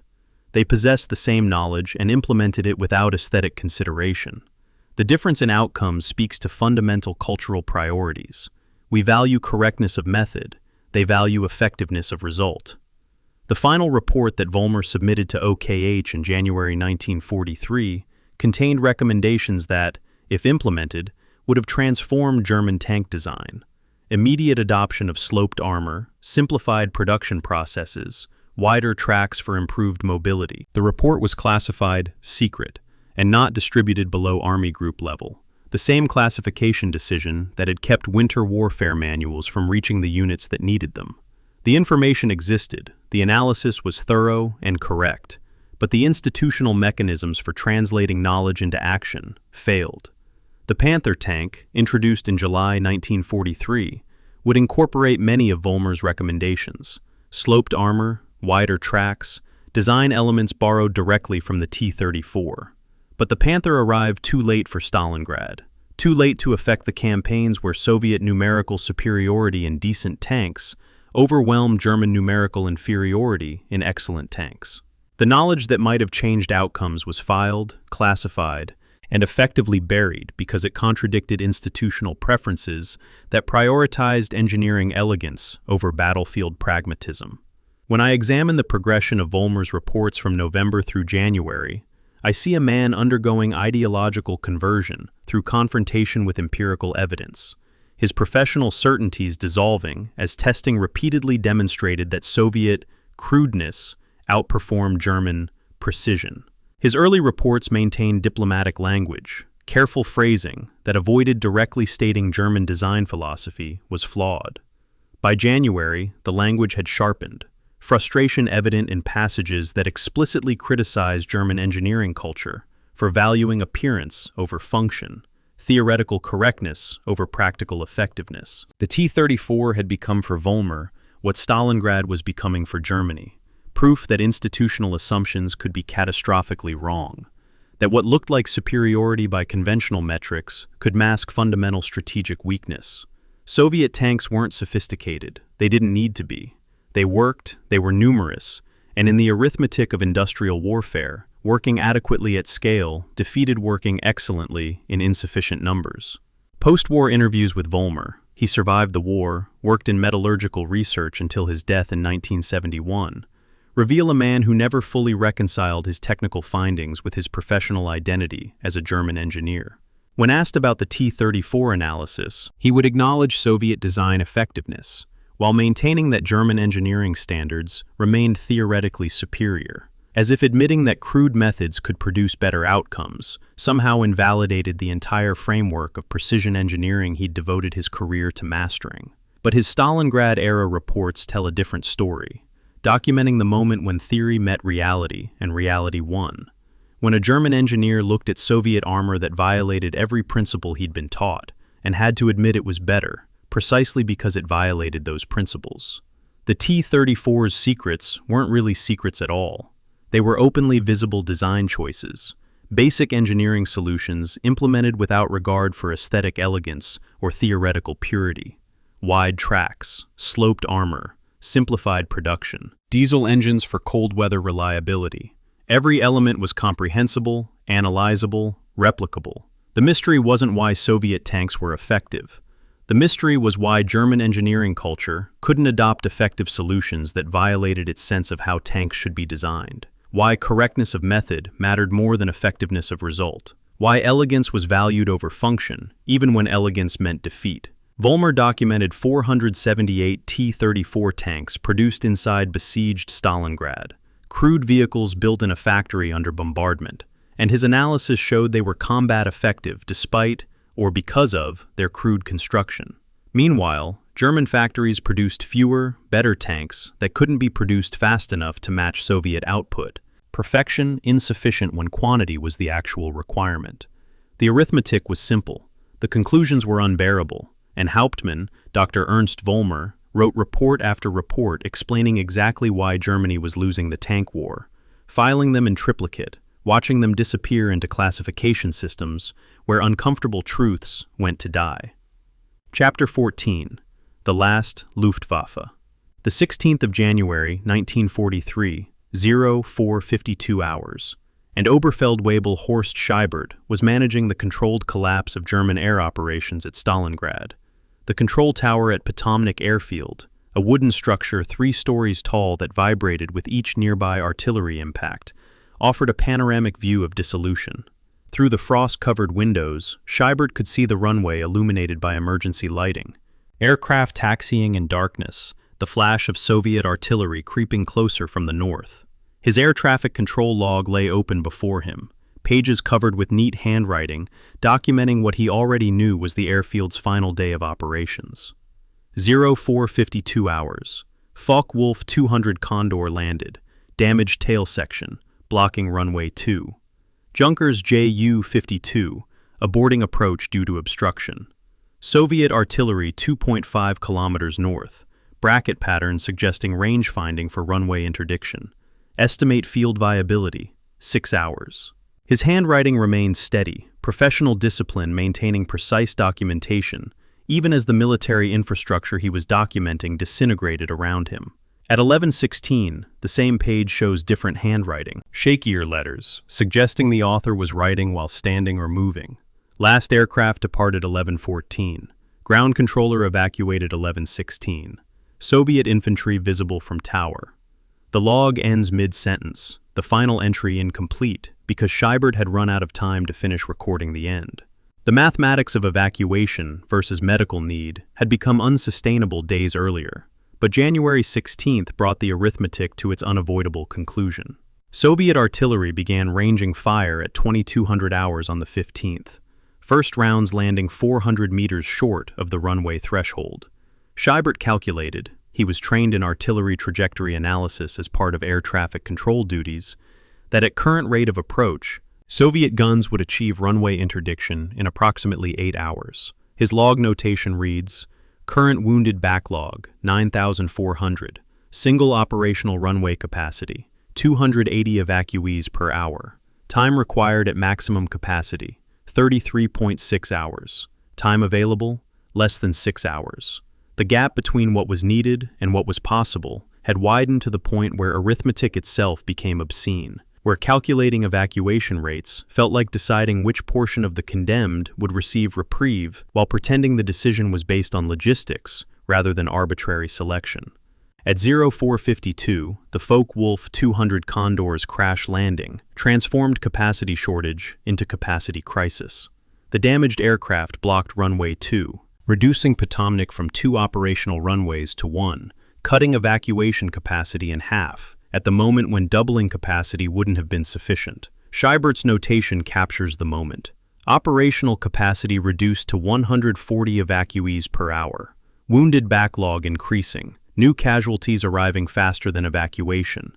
The airfield had become a kind of medical black hole, gravity of incoming wounded overwhelming the escape velocity that aircraft could provide, the accumulation of casualties exceeding any conceivable airlift capability. And still the wounded arrived, stretcher cases and walking wounded, and men who crawled from aid stations because walking was beyond their capacity, all converging on the one location that offered theoretical possibility of survival, mathematical improbability of escape, better than mathematical certainty of death in the pocket's collapsing perimeter. The prioritization crisis at 0915 revealed how command authority dissolved under pressure of impossible choices. Scheibert documented a confrontation between a Luftwaffe medical officer and an infantry colonel, arguing over which wounded received priority for evacuation. The medical officer insisted on loading litter cases first, men too badly wounded to walk, who would die without surgery unavailable in the pocket. The infantry colonel demanded walking wounded take precedence, maximize number of evacuees, save the soldiers most likely to survive, and potentially return to combat effectiveness. The argument escalated to physical violence, Scheibert noting, "Fistfight observed between medical officer and Hauptmann Keller. Military police intervened." The institutional breakdown was complete when officers resorted to violence to resolve triage disputes, when the framework of military discipline collapsed under the weight of decisions no doctrine addressed, no regulation contemplated. Who do you save when you can't save everyone? How do you choose between saving fewer men who need more help versus more men who need less? The questions had no right answers, only expedient ones, and even expediency required violence to enforce. At 10:47, the final incoming supply flight arrived, and its cargo manifest epitomizes the complete divergence between pocket requirements and rear area supply decisions. 500 kilograms total payload, ammunition. Not food, not medical supplies, not fuel. Ammunition for weapons that starving men lacked strength to carry, let alone fire effectively. The crew was ordered to take 18 wounded on return flight. The pilot, Scheibert doesn't record his name, stated that weight limitations permitted 12 maximum. 12 wounded were loaded. Pilot logs, cross-referenced against survivor accounts, confirmed 12 evacuees. Yet the official Luftwaffe evacuation record claims 15 wounded transported. The 3-person discrepancy appears consistently across January records. Crews overclaiming evacuations, possibly to meet quota requirements, possibly from genuine counting errors and chaotic loading conditions, possibly from desire to report better news than reality supported. The gap between reported and actual evacuation numbers created false hope, suggested rescue capacity that didn't exist, made the airfield seem more effective as escape route than mathematics allowed. The source conflict between Soviet and German records for Potomnik's final hours reveals the chaos of terminal operations more effectively than either account alone. Soviet artillery logs claim achieving runway interdiction at 10:30 hours, making further flight operations impossible. German flight records show aircraft departing as late as 11:14 hours, 44 minutes after Soviets claimed the field was unusable. Both versions contain truth. Soviet guns had achieved bracket pattern around the runway by 10:30, creating conditions that made takeoff extremely dangerous, but not technically impossible. German pilots flew through artillery fire, accepting catastrophic risk, because men were dying on the ground, and flying through shell bursts offered better odds than waiting for the shelling to stop. Some aircraft were hit during takeoff roll, some crashed, some made it out. The Soviets saw suppression, the Germans saw desperation. The reality was both, a runway under fire that was operationally closed, but practically still in use because desperation created risk tolerance that exceeded safety margins by orders of magnitude. At 11:14 hours, the last documented aircraft departed Potomnik, a Junkers Ju-52 that Scheibert logged as severely overloaded, estimated 120% maximum takeoff weight. The aircraft shouldn't have been able to become airborne. Physics suggested the overload would prevent sufficient lift generation. The pilot apparently didn't care about physics, loading wounded until the aircraft couldn't hold more, then attempting takeoff anyway. Scheibert watched the takeoff roll extend far beyond normal distance, the overladen aircraft struggling to achieve flying speed, finally staggering into the air after consuming nearly the entire runway length. Whether it reached German lines is unrecorded. The aircraft disappeared into the darkness, and Scheibert had more immediate concerns than tracking flights he could no longer control. Soviet tanks were 1.8 kilometers away and closing. The artillery fire had shifted from ranging shots to sustained bombardment.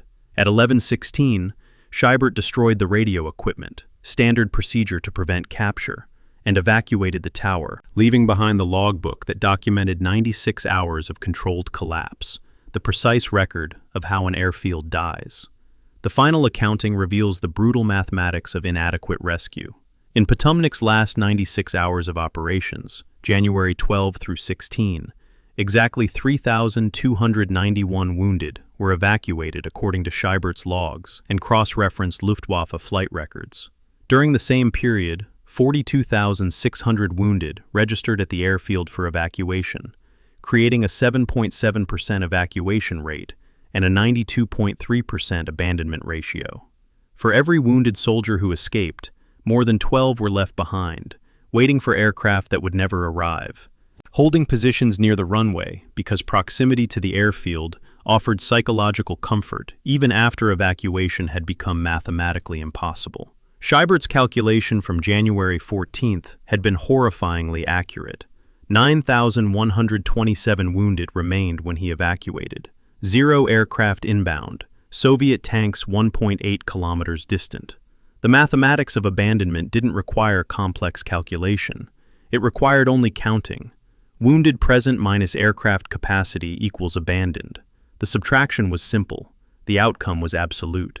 What haunts me about Scheibert's documentation isn't the failure itself, but the precision with which he recorded it, the professional discipline that maintained exact notation even as the system being documented ceased to function. His final entries show no emotional breakdown, no descent into despair, just careful timestamps, accurate measurements, clinical descriptions of catastrophic events written in the same format he'd used for routine operations. At 11:14, last aircraft departed. At 11:16, ground controller evacuated. The entries could be describing normal airfield closure, peacetime operations winding down for the evening. Only the context, Soviet tanks visible, artillery bracketing runway, 9,000 wounded abandoned, reveals what those neutral professional phrases actually documented. Scheibert survived evacuation, spent years in Soviet captivity, returned to Germany in 1951. In post-war interviews, he rarely discussed Potomnik, deflecting questions toward technical details of air traffic control procedures. When pressed about the wounded left behind, he would say only, "We evacuated everyone we could. Mathematics determined the rest." The precision of that assessment, the reduction of human catastrophe to arithmetic necessity, reflects the kind of professional compartmentalization necessary to survive such experiences without complete psychological dissolution. The Potomnik Air Traffic Control Log sits now in the Bundesarchiv, preserved in climate-controlled storage, the pages still bearing traces of the tower's cold and chaos. Water damage from condensation, smudges from hurried handling, Scheibert's steady handwriting documenting the final hours of German air operations at Stalingrad, with the same meticulous care he'd brought to every shift. The log ends at 11:16 on January 16th, mid-sentence, the incomplete notation suggesting departure under pressure, rather than orderly closure. Below Scheibert's final entry, Soviet archivists later added a stamp. Captured Potomnik Airfield, January 16th, 1943, 1320 hours. 2 hours and 4 minutes after the last German aircraft departed. 2 hours during which 9,000 wounded waited for rescue. That arithmetic had already proved impossible. The gap between last departure and Soviet arrival, 124 minutes, represents the final window when evacuation might theoretically have continued if aircraft had kept arriving, if pilots had kept flying into artillery fire, if the mathematics of capacity versus need had somehow resolved differently than mathematics allows. But mathematics doesn't negotiate. Airfields can't operate under direct fire beyond a certain intensity threshold. Aircraft can't carry more weight than their wings can lift, and Oberfeldwebel Horst Scheibert could document the system's collapse with perfect precision while being completely powerless to prevent it, his control tower logs becoming the archaeological record of how hope dies, not suddenly in catastrophic failure, but gradually through accumulating proof that what must happen cannot. That arithmetic ultimately determines outcomes no amount of courage or desperation can alter. That the final aircraft departs at 11:14, and everything afterwards is just waiting for the inevitable that calculation proved hours ago. Chapter 15. The Surgeon's Inventory. The 1st of February 1943, and Dr. Friedrich Rosenfeld was conducting inventory of medical supplies that documented exactly what the Wehrmacht valued in its dying soldiers. Aid Station 12, a basement complex in what had been an apartment building before artillery reduced it to a shell with functioning cellars, smelled of gangrene and disinfectant, and the particular sweetness of tissue necrosis that every surgeon learns to recognize and never forgets. The medical supply inventory sheet lay before him on a makeshift table constructed from ammunition crates, his handwriting filling each line with the careful precision of a man trained to document everything, even when documentation served no practical purpose beyond creating records for an army that would cease to exist before anyone read them. Morphium, 1,240 doses. Amputation Zaga, 4 pieces. Verbandstoffe, 127 kilograms. Sulfonamide, 0. Plasma, 0. Below the typed inventory, someone had added a notation in Russian pencil. Soviet forces who captured the aid station intact added their own observation. Они готовились умирать, не лечиться. They prepared to die, not to heal. The assessment was accurate in ways that cut deeper than simple inventory analysis. The supplies that remained were the tools of managed death, not the instruments of cure. The progression of medical supply depletion over January provides a timeline of systematic prioritization that reveals Wehrmacht institutional values in ways policy documents never could. Rosenfeld's January 12th inventory audit, conducted as part of routine supply accounting, documented the exhaustion of antibiotics on January 6th, 5 days earlier. His notation reads, "All sulfonamide supplies consumed, all wound infections now untreatable, medical interventions limited to pain management and bandaging." The clinical language masks catastrophic implications. Every soldier wounded after January 6th faced inevitable infection. Every infection would progress to sepsis without antibiotic treatment. Every septic patient would die, according to a predictable timeline that medical knowledge could forecast, but medical supplies couldn't prevent.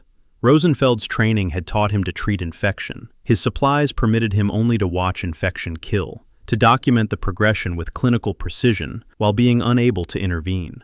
The gap between knowledge and capability had widened until medical practice became pathology observation. Doctors reduced to recording deaths methodology without capacity to alter outcomes. By January 15th, amputations had become the dominant surgical procedure, not because amputation addressed the primary medical problems, but because amputation was the only surgery feasible with available supplies. Rosenfeld's directive from this date, distributed to all battalion surgeons still functioning within his area of responsibility, specified: perform amputations without anesthetic if necessary. Reserve morphine for post-operative pain management only. The policy inverted normal medical ethics, inflicting extreme pain during procedure to preserve morphine for afterwards, forcing conscious patients to endure surgery without sedation because morphine supplies couldn't cover both operative and post-operative requirements. Rosenfeld's diary entry from the same day abandons clinical detachment. 3 amputations today, all frostbite, all screaming. One patient requested I stop, said he'd rather die with the limb than live without it. I couldn't honor the request. Medical policy requires life preservation, regardless of patient preference.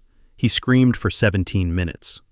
The precise timing, 17 minutes, suggests Rosenfeld was watching the clock, measuring duration of suffering with the same clinical accuracy he brought to all medical documentation, quantifying horror because quantification was the only control he retained. The January 22nd blood plasma request reveals the gap between medical need and supply prioritization with particular clarity. Rosenfeld's radio message to Luftwaffe supply headquarters. Request 200 units plasma urgent. hemorrhage cases unsurvivable without volume replacement. The response came 6 hours later. Rosenfeld logged the transmission times with his usual precision. No plasma available, morphine en route. But the source conflict in supply records tells a different story. Luftwaffe logistics manifests from Taganrog airfield, the main supply depot serving Stalingrad airlift operations, show plasma in stock during this period, available but not allocated to Stalingrad requests. The denial wasn't due to absolute shortage, but to prioritization. Plasma was heavy, bulky, required special handling. Morphine was compact, lightweight, easier to transport. The decision to ship morphine instead of plasma wasn't medical, it was logistical, based on maximizing cargo efficiency rather than therapeutic effectiveness. And that decision meant hemorrhage patients would die from blood loss that plasma could have prevented, while morphine provided comfort to patients dying from conditions that sedation couldn't address. The SAW maintenance entry from January 28th captures something essential about how medical practice had degraded into something barely recognizable as medicine. Rosenfeld's diary describes spending 40 minutes sharpening an amputation saw with a whetstone, restoring cutting edge, worn dull from repeated use. "We have become woodworkers, not surgeons," he wrote. "The saw must be sharp to cut efficiently. The cutting must be fast to minimize conscious suffering, and the morphine must be reserved for afterwards, assuming the patient survives the procedure." The transformation of surgery into carpentry, the reduction of medical technique to industrial process, reflected material constraints that had stripped away everything sophisticated about medical practice, leaving only the brutal mechanics of separating infected tissue from living body, with tools more appropriate for lumber than flesh. German medical training emphasized precision, sterile technique, careful attention to tissue preservation, and wound closure aesthetics. Rosenfeld was sawing through frozen limbs with manually sharpened blades, working without anesthetic, racing to complete amputation before patient shock made continuation impossible. On February 1st, Soviet troops discovered Rosenfeld still at his aid station with 3 remaining patients, surrounded by the supplies that inventory had documented. The Soviet medical officer who processed the capture wrote a detailed report, preserved in Russian military archives, describing the scene. German surgeon refusing to evacuate, remaining with patients who couldn't walk, aid stations stocked with morphine and bandages, but completely lacking curative medications. The Soviet officer noted, "German doctor attempted to explain supplies situation. Claims antibiotics exhausted January 6th, plasma never received, surgical equipment limited to amputation saws. Cannot determine if explanation is truthful or rationalization for inadequate care." The skepticism is understandable. From Soviet perspective, the supply allocation seemed deliberately cruel, provision of palliative resources without curative ones, suggesting systematic preparation for managing death rather than preventing it. But Rosenfeld's documentation across January supports his account. The supplies reflected institutional priorities that emphasized quiet dying over medical treatment, that allocated scarce airlift capacity to morphine rather than antibiotics, because morphine suppressed symptoms in more patients per kilogram than plasma could save. The final patient under Rosenfeld's care died during Soviet documentation of the aid station's capture, the death occurring at approximately 14-20 hours, according to Soviet medical records. Cause of death? Septic shock from infected leg wound. Progression entirely consistent with untreated bacterial infection. The patient had been conscious, lucid, aware that infection was killing him, receiving morphine to manage pain but nothing to address the infection consuming him. Rosenfeld's final medical notation, written in German on a scrap of paper found with the patient's body, reads, "Infection day 12, sepsis evident day 8, terminal phase began day 10, morphine administered at 4-hour intervals as supplies permit.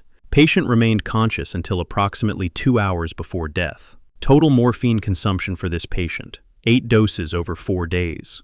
The clinical precision, the exact tracking of disease progression and pharmaceutical intervention, the careful notation of consciousness maintained until final hours. All of it reflects a doctor practicing medicine in the only way conditions allowed, documenting death with the same professional rigor he'd once applied to documenting cure. The physiological timeline of sepsis, without antibiotic treatment, follows a course that Rosenfeld had documented hundreds of times through January. his medical logs becoming case studies in how infection kills when medical intervention is impossible. Initial infection, day 1. Lymphangitis, visible red, streaking from wound site as infection spreads through lymphatic system, days 3 through 4. Bacteremia, bacteria entering bloodstream, days 5 through 7. Septic shock, system-wide infection causing organ failure, days 8 through 10. Multi-organ failure and death, days 11 through 14.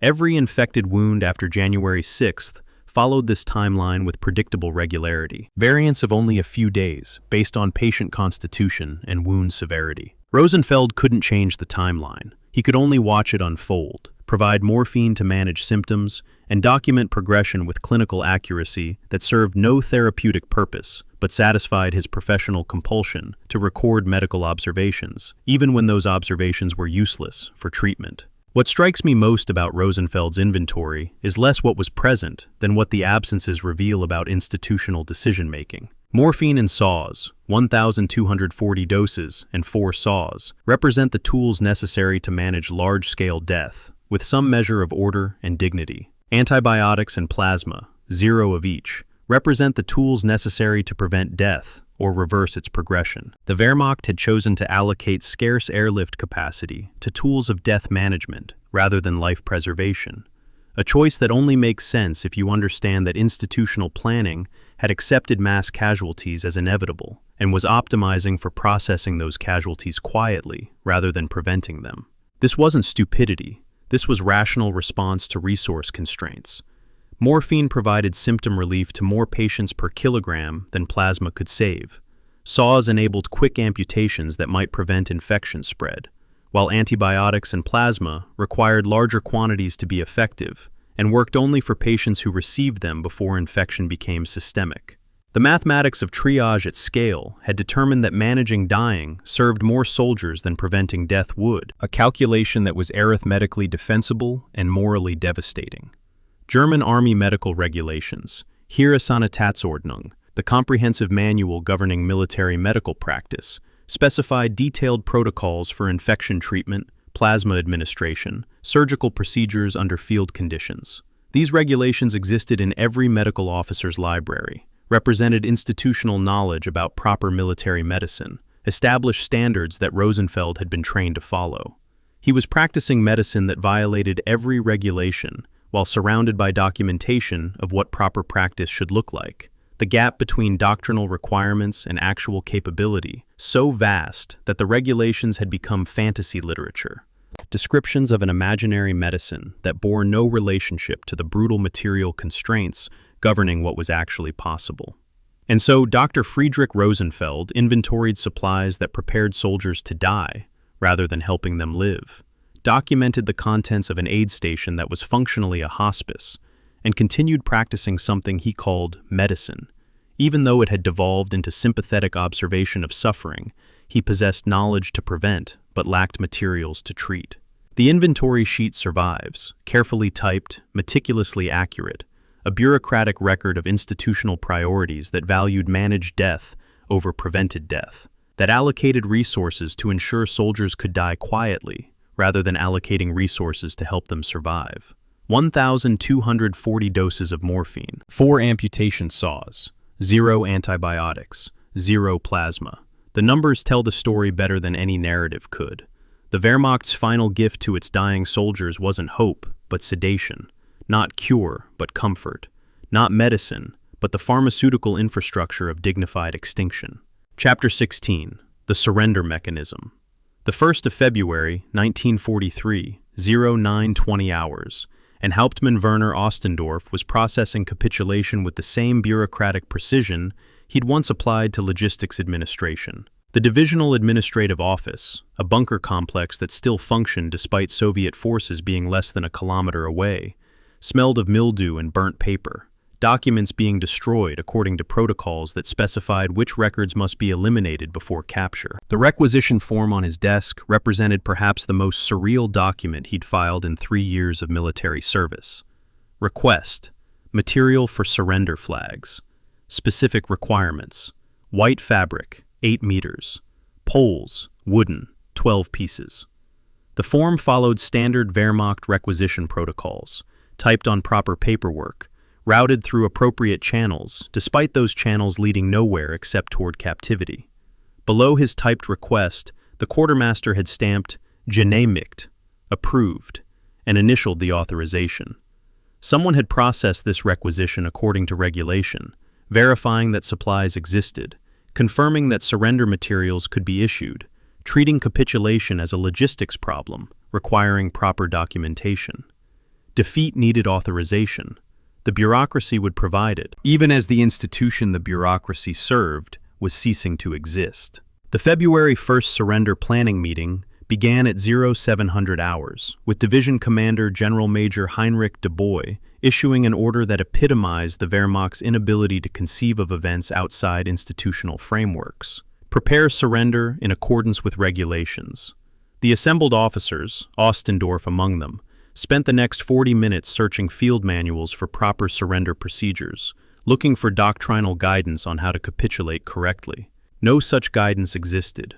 German military doctrine addressed offensive operations, defensive operations, retrograde movements, evacuation procedures, but nowhere in the comprehensive library of regulations was there a section titled How to Surrender. The absence was telling. Institutional culture that prized process and procedure for every conceivable military action had never contemplated that German forces might need standardized protocols for capitulation. When the search failed to locate relevant regulations, the officers improvised, constructing surrender procedures from first principles and organizational habit, treating defeat like any other military operation requiring planning, coordination, and proper documentation. The result was surrender as administrative process, capitulation executed with the same methodical attention to detail that characterized Wehrmacht operations, whether advancing or retreating, winning or losing. At 10:30 hours, Ostendorf issued written orders to units under division control, specifying surrender flag construction requirements. The order demonstrated how thoroughly procedural thinking had pervaded even crisis situations. Flags must measure 2 meters by 1.5 meters, conforming to estimated visibility requirements that Ostendorf had calculated based on typical engagement distances and observer sightlines. The precision was pathological, specifying exact dimensions for surrender flags, as if correctness of size mattered, as if there were standards to meet beyond large enough for Soviets to see we're capitulating. But Ostendorf couldn't conceive of issuing orders without specifications, couldn't imagine surrendering incorrectly. His training demanded precision in all operations, and surrender was just another operation requiring proper execution. Units were ordered to tear apart parachute silk to create flags, parachutes being the only readily available white fabric in sufficient quantities.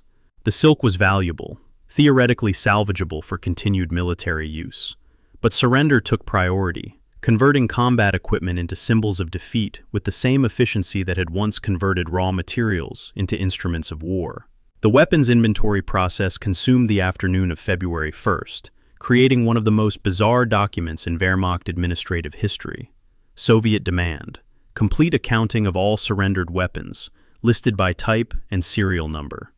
German response: 6 hours of clerical labor producing typed manifests documenting every rifle, every machine gun, every piece of equipment being transferred to Soviet control. Ostendorf's section produced page after page of precise notation. Carabiner 98K, serial number 4782637. Carabiner 98K, serial number 4782638. The list continued for dozens of pages, each weapon individually documented, each serial number carefully transcribed. The source conflict between Soviet and German inventory records reveals interesting discrepancies. Soviet documentation lists 91,000 rifles received. German inventory accounts for 73,000. The 18,000 rifle difference likely represents weapons destroyed before surrender, equipment that soldiers broke or buried rather than hand over intact. Small acts of defiance that wouldn't change outcomes, but provided psychological satisfaction. Ostendorf's inventory could only document weapons physically present, creating official record that was accurate for what existed, but incomplete for what had existed before soldiers began destroying equipment as final gesture of autonomy. The signing ceremony on February 2nd, at 0800 hours, followed protocols that nobody had written, but everyone understood through institutional conditioning. Soviet officers presented surrender documents, typed in Russian and German, formal language specifying terms of capitulation and responsibilities of prisoners. German translators spent 20 minutes reviewing the document, comparing translations, verifying accuracy, as if finding translation errors might somehow alter the fundamental reality that Wehrmacht forces were surrendering unconditionally. The translator identified minor discrepancies in phrasing between Russian and German versions, recommended corrections for precision's sake, delayed the signing, while Soviet officers amended language to satisfy German concerns about exactitude. They were proofreading their own surrender, treating the document with the same attention to detail they'd bring to any administrative paperwork, unable or unwilling to recognize that precision about surrender terms was meaningless when the terms were unconditional and the outcome predetermined. But the ritual of careful review, of verification and correction, provided psychological framework that made incomprehensible events, defeat, captivity, the end of everything, feel slightly more manageable by reducing them to administrative processes familiar from peacetime routine. At noon on February 2nd, Ostendorf completed and submitted the 44th Infantry Division's final status report, a document that captures the Wehrmacht's institutional character in its terminal moment.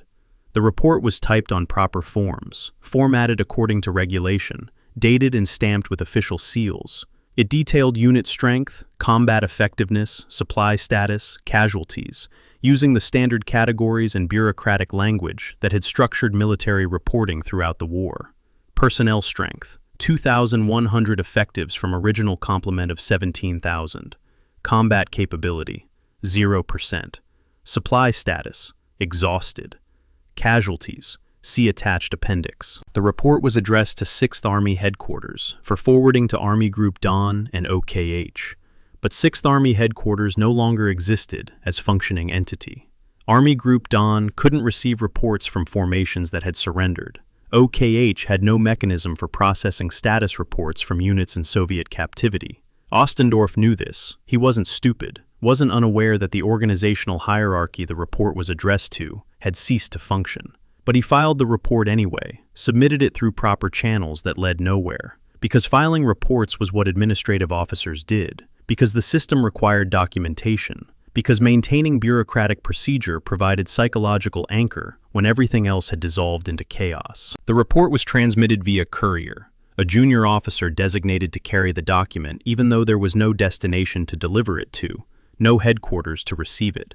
The courier accepted the assignment, acknowledged receipt of the report, departed the divisional command post carrying paperwork for an army that had stopped existing. Ostendorf watched him leave, knowing the report would never reach its intended recipients, knowing the courier would likely be captured before reaching any German lines, knowing the entire exercise was theater, performed for an audience that wasn't watching. But the performance mattered anyway, the ritual of proper procedure providing meaning when outcomes had stopped mattering, when the difference between doing things correctly and not doing them at all was purely symbolic. But symbols were all that remained. The Wehrmacht would cease to exist, but it would cease to exist with its paperwork in order, its final reports properly formatted and duly submitted, its administrative processes followed to the end, even when the processes served no practical purpose beyond demonstrating that procedures had been maintained. What haunts me about Ostendorf's documentation isn't its futility, but its excellence. The surrender was processed with greater administrative precision than some operational orders issued during active combat. Requisition forms properly formatted, inventory lists meticulously accurate, status reports filed according to regulation. The system had eaten itself, consuming everything, including its own dissolution. Bureaucracy, documenting bureaucracy's termination with the same mechanical efficiency it had once documented military operations. Some German units conducted formation drills before surrendering to Soviet forces, holding inspections and marching practice so they could surrender in proper military order. Soldiers standing in ranks with correct spacing and alignment, as if presentation mattered, as if Soviet forces cared whether German prisoners arrived in parade formation or shambling mob. The pride that motivated these drills, the desire to surrender correctly, to maintain standards even in defeat, was simultaneously admirable and pathological, evidence of institutional discipline so deeply internalized that it persisted past the point where discipline had any functional purpose. The post-war interviews with Ostendorf. He survived Soviet captivity, returned to Germany in 1953, worked in civil administration until retirement, reveal a man who never questioned the procedural approach to surrender, who insisted until his death that proper documentation and correct procedure had been essential regardless of outcome. "We maintained order," he said in a 1968 interview. "We surrendered as military formation, not as mob. The documentation ensured accountability, proper transfer of responsibility, acknowledgement of military status rather than criminal status. The justification rationalizes what might otherwise seem like absurd bureaucratic obsession, suggests that precision served psychological and legal purposes, even if it couldn't change strategic outcomes. But the documentation also reveals something darker, a system so thoroughly committed to process that process became an end in itself, where doing things correctly mattered more than whether doing them accomplished anything, where proper forms and approved requisitions for surrender supplies became more important than confronting the reality that all those procedures were documenting total defeat. The surrender mechanism that Ostendorf and thousands like him implemented across the Stalingrad pocket represented the Wehrmacht's final institutional act, processing its own termination with the same bureaucratic efficiency it had once brought to conquest. Requisition forms for white flags, inventory lists tracking individual weapon serial numbers, status reports filed to non-existent headquarters, formation drills before capitulation. Every procedure followed, every regulation honored, every administrative requirement satisfied, even as the organization those procedures served dissolved into Soviet captivity. It was systematic, thorough, precisely documented.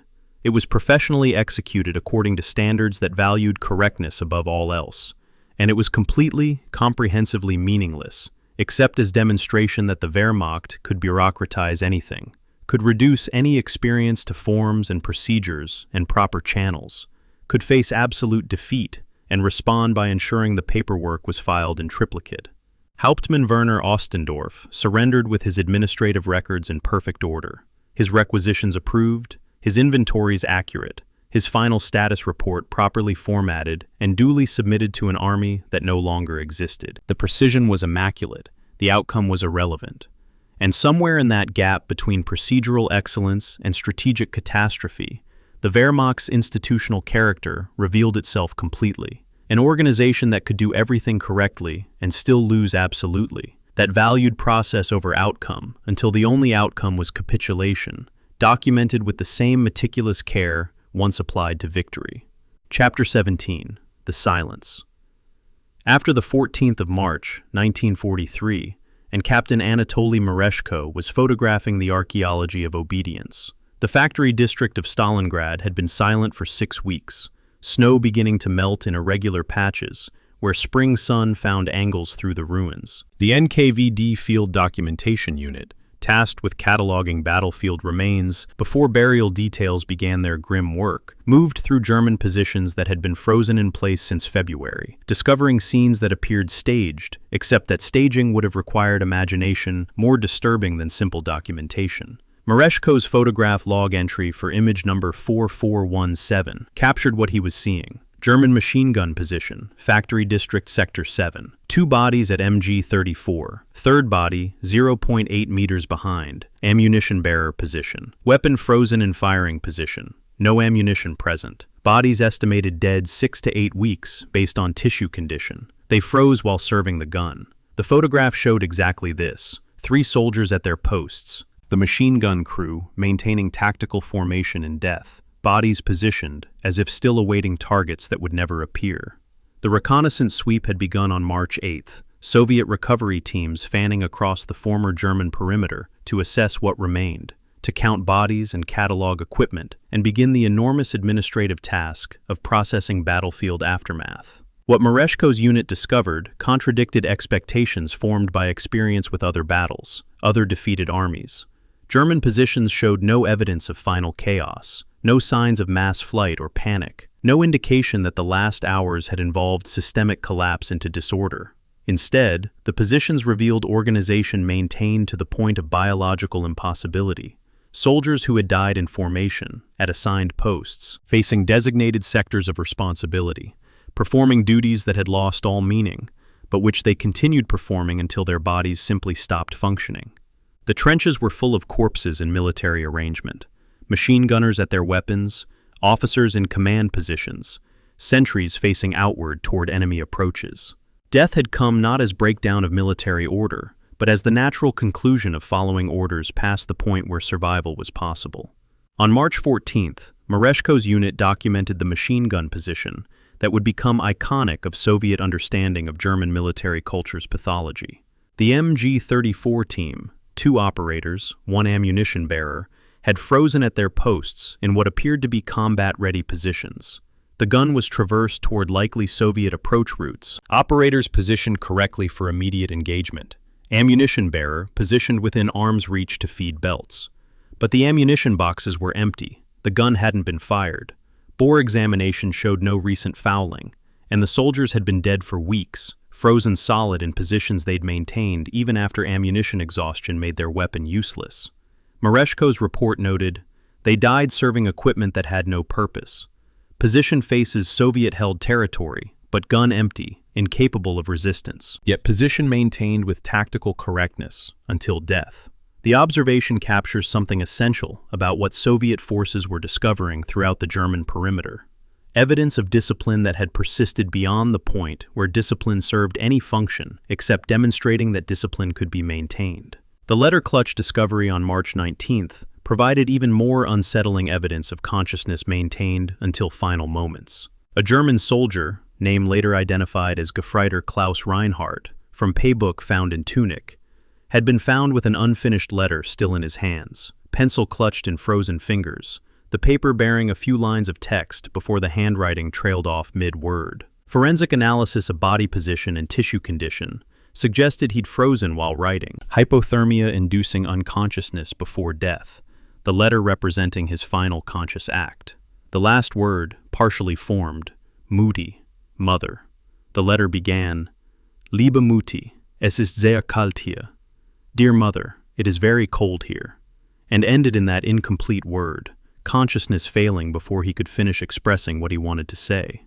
Soviet documentation photographed the scene as found, the letter, the pencil, the body position, creating evidence that suggested death had arrived gradually enough that Reinhardt had time to attempt communication, but suddenly enough that completion became impossible. The source conflict regarding body positioning appears throughout Soviet documentation, some analysts questioning whether bodies had been arranged post-mortem to create impression of maintained discipline. But Mereshko's field photographs and soil analysis argue against post-mortem arrangement. The frozen ground showed no evidence of recent disturbance. Winter's freeze had locked positions in place, preventing movement or rearrangement of bodies. Soil compaction patterns around corpses matched what would be expected from bodies that had remained stationary since death, not bodies that had been moved and repositioned. The simplest explanation was also the most disturbing.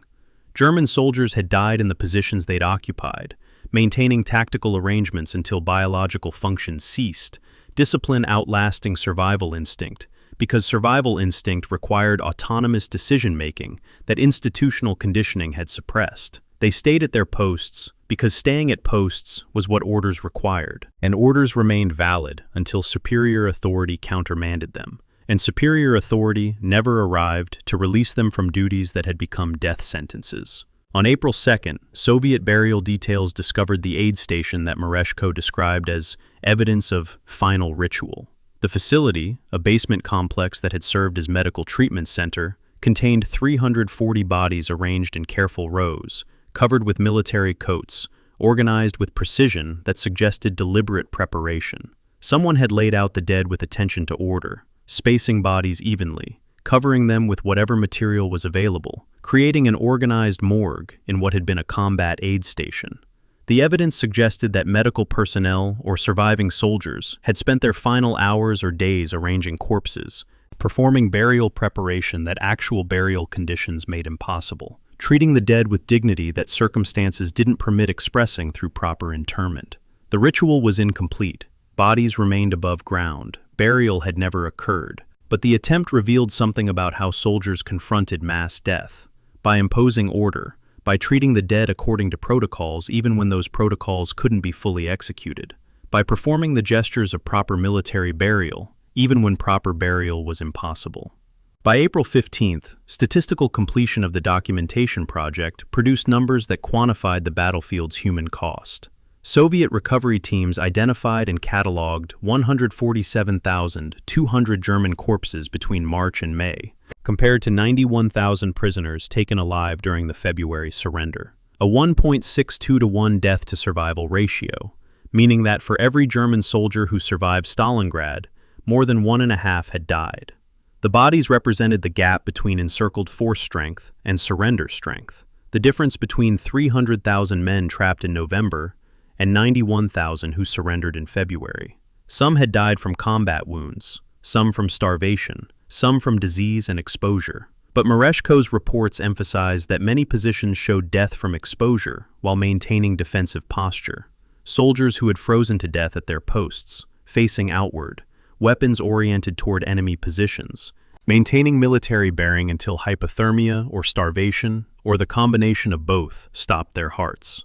The final notation in Mereshko's April 15th summary report reads, "Many positions suggest death from exposure while maintaining defensive posture. No evidence of final disorder. Bodies found in tactical arrangements, machine gun crews at weapons, infantry and firing positions, command posts with officers at duty stations."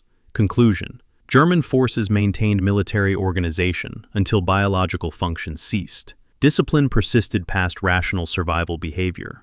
The assessment was clinical, professional, the observation of a military officer, documenting enemy behavior with analytical detachment. But the implications were profound. Wehrmacht institutional culture had created soldiers who would literally freeze to death rather than abandon assigned positions without orders, who would maintain tactical formations even when those formations served no purpose, who couldn't conceive of self-preservation actions that violated military discipline. It was the ultimate proof of successful institutional conditioning. Soldiers so thoroughly integrated into organizational structure that they ceased to exist as autonomous individuals, capable of prioritizing survival over duty. What haunts me about Mereshko's documentation isn't the death itself, but the order maintained through death. The evidence that German soldiers approached extinction with the same procedural discipline they'd brought to combat operations. The machine gun crews at their useless weapons, the officer with his unfinished letter, the aid station with its carefully arranged dead. Every scene suggested consciousness maintained until the end, awareness that death was approaching, but inability or unwillingness to abandon military protocol, even when protocol had become indistinguishable from suicide. Soviet analysts struggled to comprehend what they were documenting, couldn't understand why soldiers would die in formation rather than scatter and seek individual survival, couldn't reconcile the evidence of maintained discipline with their understanding of human behavior under extreme stress. The answer was cultural. Wehrmacht institutional training had created this outcome, had prepared soldiers to value duty above survival so thoroughly that survival instinct became subordinate to organizational loyalty. The burial operations that followed through spring and summer removed the bodies, processed them through Soviet administrative systems, created mass graves that would later become memorial sites. But Mereshko's photographs survived, preserving the moments before burial, documenting how German forces had died, not in chaos, but in order, not fleeing, but in position, not as individuals, but as components of military organization that continued functioning until its components ceased to function. The images are difficult to view: frozen corpses in tactical positions, the preserved evidence of death by discipline. And somewhere in those photographs is the final truth of Stalingrad, that German defeat came not despite Wehrmacht institutional excellence, but because of it, because the system that created such perfect obedience couldn't adapt to situations where obedience meant death, because soldiers trained to follow orders couldn't save themselves when orders became death sentences, because the same cultural framework that made the Wehrmacht effective in victory made it incapable of surviving defeat. Captain Anatoly Mereshko photographed and catalogued and documented this truth across the spring of 1943, his camera recording what prose couldn't capture, the moment when military discipline became indistinguishable from mass death, when following orders meant freezing at assigned posts, when the last gesture of Wehrmacht institutional culture was maintaining formation while dying. 147,200 bodies, catalogued and counted.